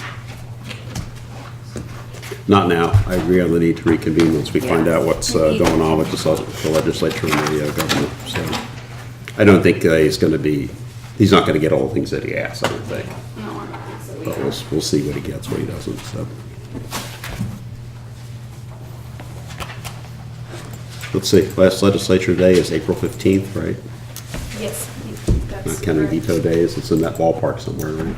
There'll be a lot of scurrying going on between Yeah. April 15th and May 1st. Mhm.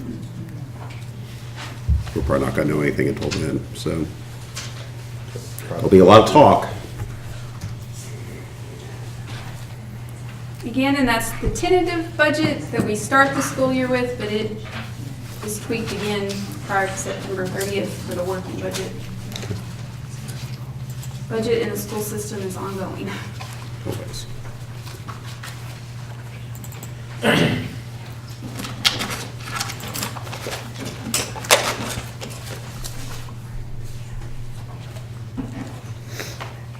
Any further questions?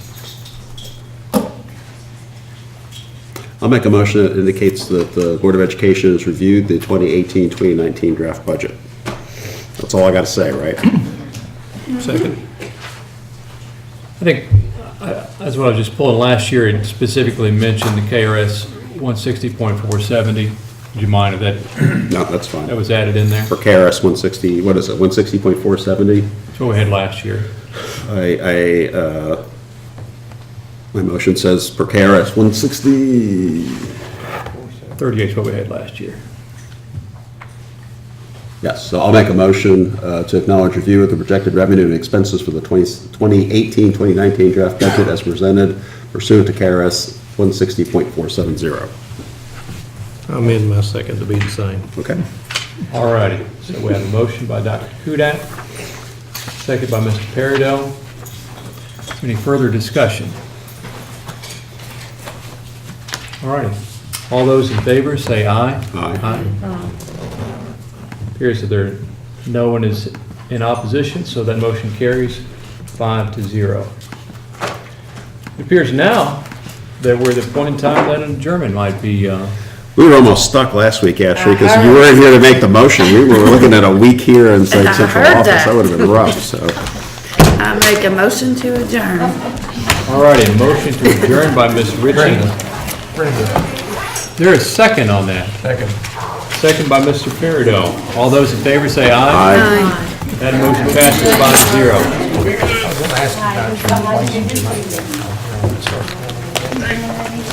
You spent a lot of time here.